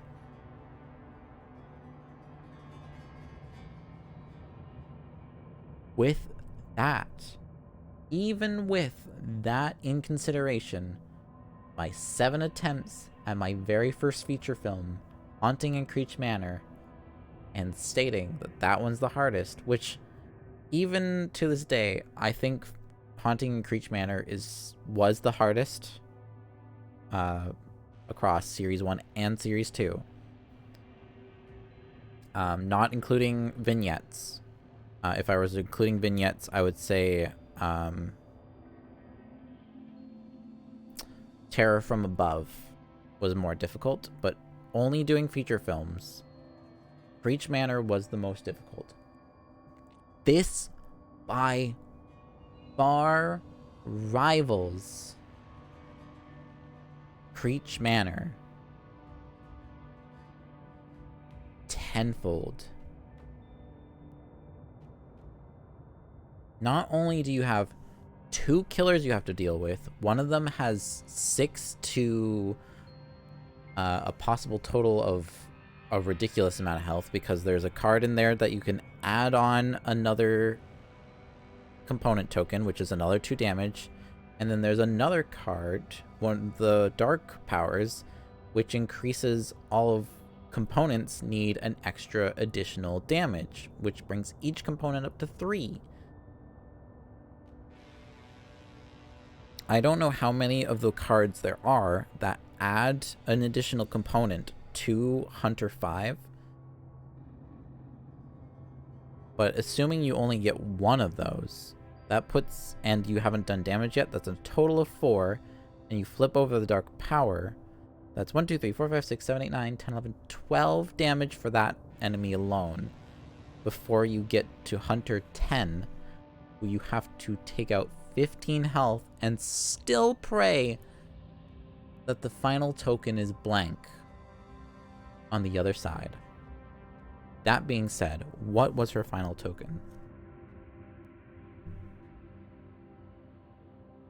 3 hearts. So even if we got her down to the final token, we would have flipped that token. We would have bumped back up to 3 hearts. And we still would have kept going. On top of that, you are tasked with protecting a sole character that has 4 health. 4 health.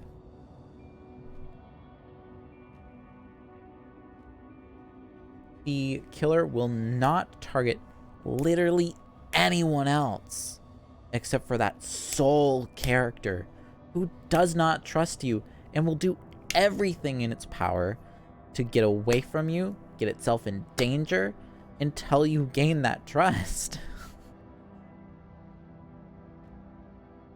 It is unbelievably brutal. Now, this is one feature film in a collection of now 16 feature films, not counting anything from Series 4 or the Shriek special feature.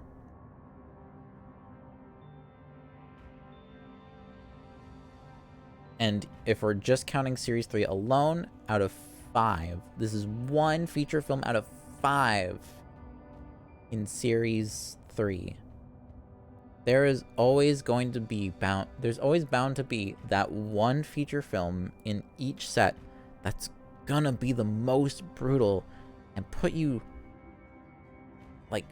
on the edge of your seat and test your knowledge and skills and your limits. And that's okay. The fact that this is so brutal, I want to note this. The fact that this is so brutal does not make this a bad feature film. It's a extremely difficult feature film, absolutely.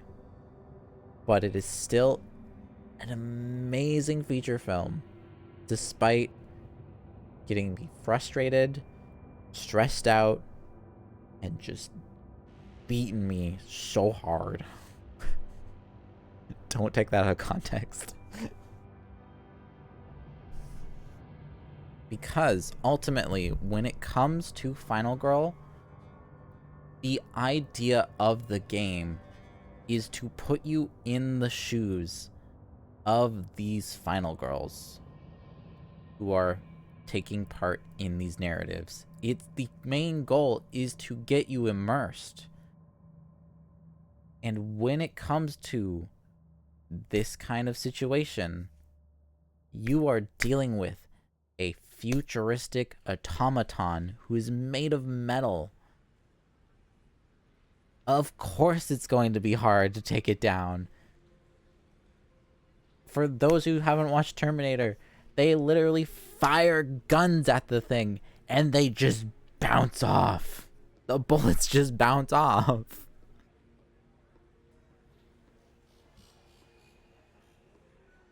It takes some serious firepower to take it down.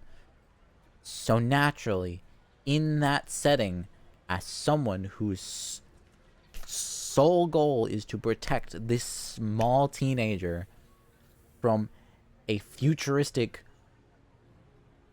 war machine, you're gonna have a hard time. It's gonna be stressful. You're gonna get frustrated.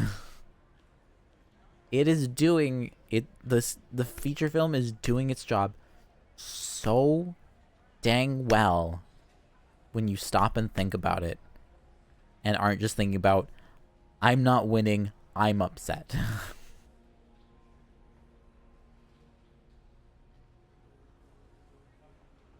this,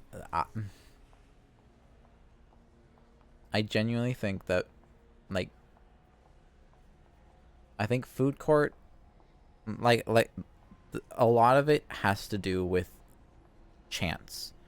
Your setup is completely by chance. The events you get are completely by chance. All of your actions are dice rolls. That's completely by chance. So much of it is just left to luck and chance. And sometimes it's just not on your side, like we saw today.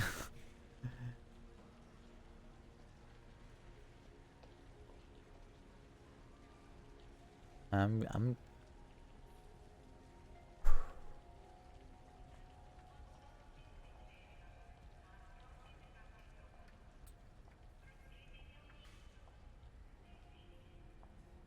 looking back at what we have to our disposal. I feel what would have been a better idea in terms of actions would have been have myself and both allies walk to the exit and hope that I can get build trust. At least a single success.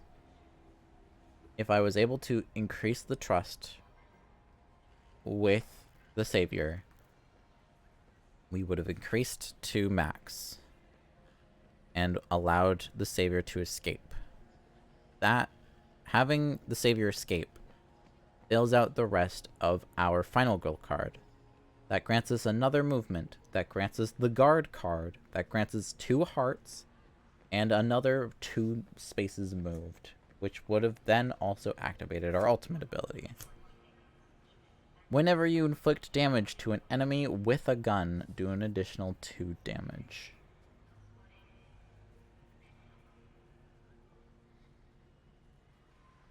So, what we could have done was move to the door, and then I would have moved to the atrium and not moved any further and kept Mark 5 with me. Because Mark 5 has 2 move tokens. I would have regained all my health and also gotten the Guard card. Oh, that would have been a way better idea now that I think about it. Alright, I'm gonna have to remember that for next time. Dang. Dang! Oh! Alright, I'm gonna have to keep all this stuff close by. I'm not gonna, usually when I finish a Final Girl stream, I'll pack everything up, and then put it back on the game shelf. I don't think I'm gonna put it back on the game shelf. Yeah, I don't think I'm gonna put them back on the game shelf. I'm gonna leave them in this room. And I'm gonna keep Cat separate from the cast and crew box so that I can quickly get Cat back and get things set up. I'll put her in the core box, I think. Dang, dang, dang, dang, dang. Dang.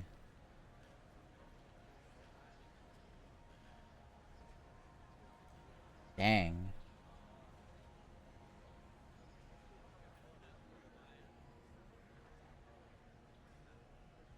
Well, I guess with all that said, that is gonna be it for today. That is all the time we have.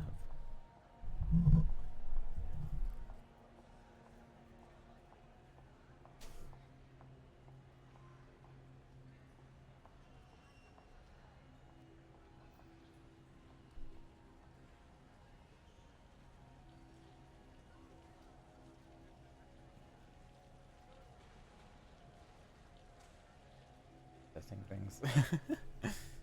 All right. That's all we have. That's all. That's the time. That's it. I'm sorry, chat. Sorry. That's gonna have to be it for today. Well, that being said, though, if you you really want to see this game be won, I guess you're just gonna have to follow us here. Hit the good old follow button so that you can get notified on when we go live this Monday. We will be going live at our usual time. But yeah, I guess you're just gonna have to follow so you can get the notification. And I guess while you're waiting for that day, you can check out all of our previous Final Girl playthroughs over on there as well. Over on the VODs channel on YouTube. Thank you, dear. Check out all of our previous Final Girl streams over there. Everything but the first playthrough of Creech Manor is in a playlist over there. I don't know why that's the only one that's missing in that playlist. I still need to fix that. But yeah. Check that out. And also, if you want to talk about Final Girl, you can join us over on the Discord server. as well. Over there, you can chat with our delightful community outside of the streams, find other amazing Twitch streamers, and also get updates on if I need to make any schedule changes. So yeah, pretty neat. I gotta say.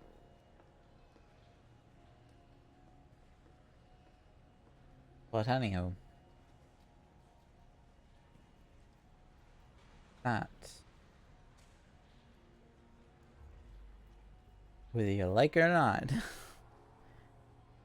is all we have for today.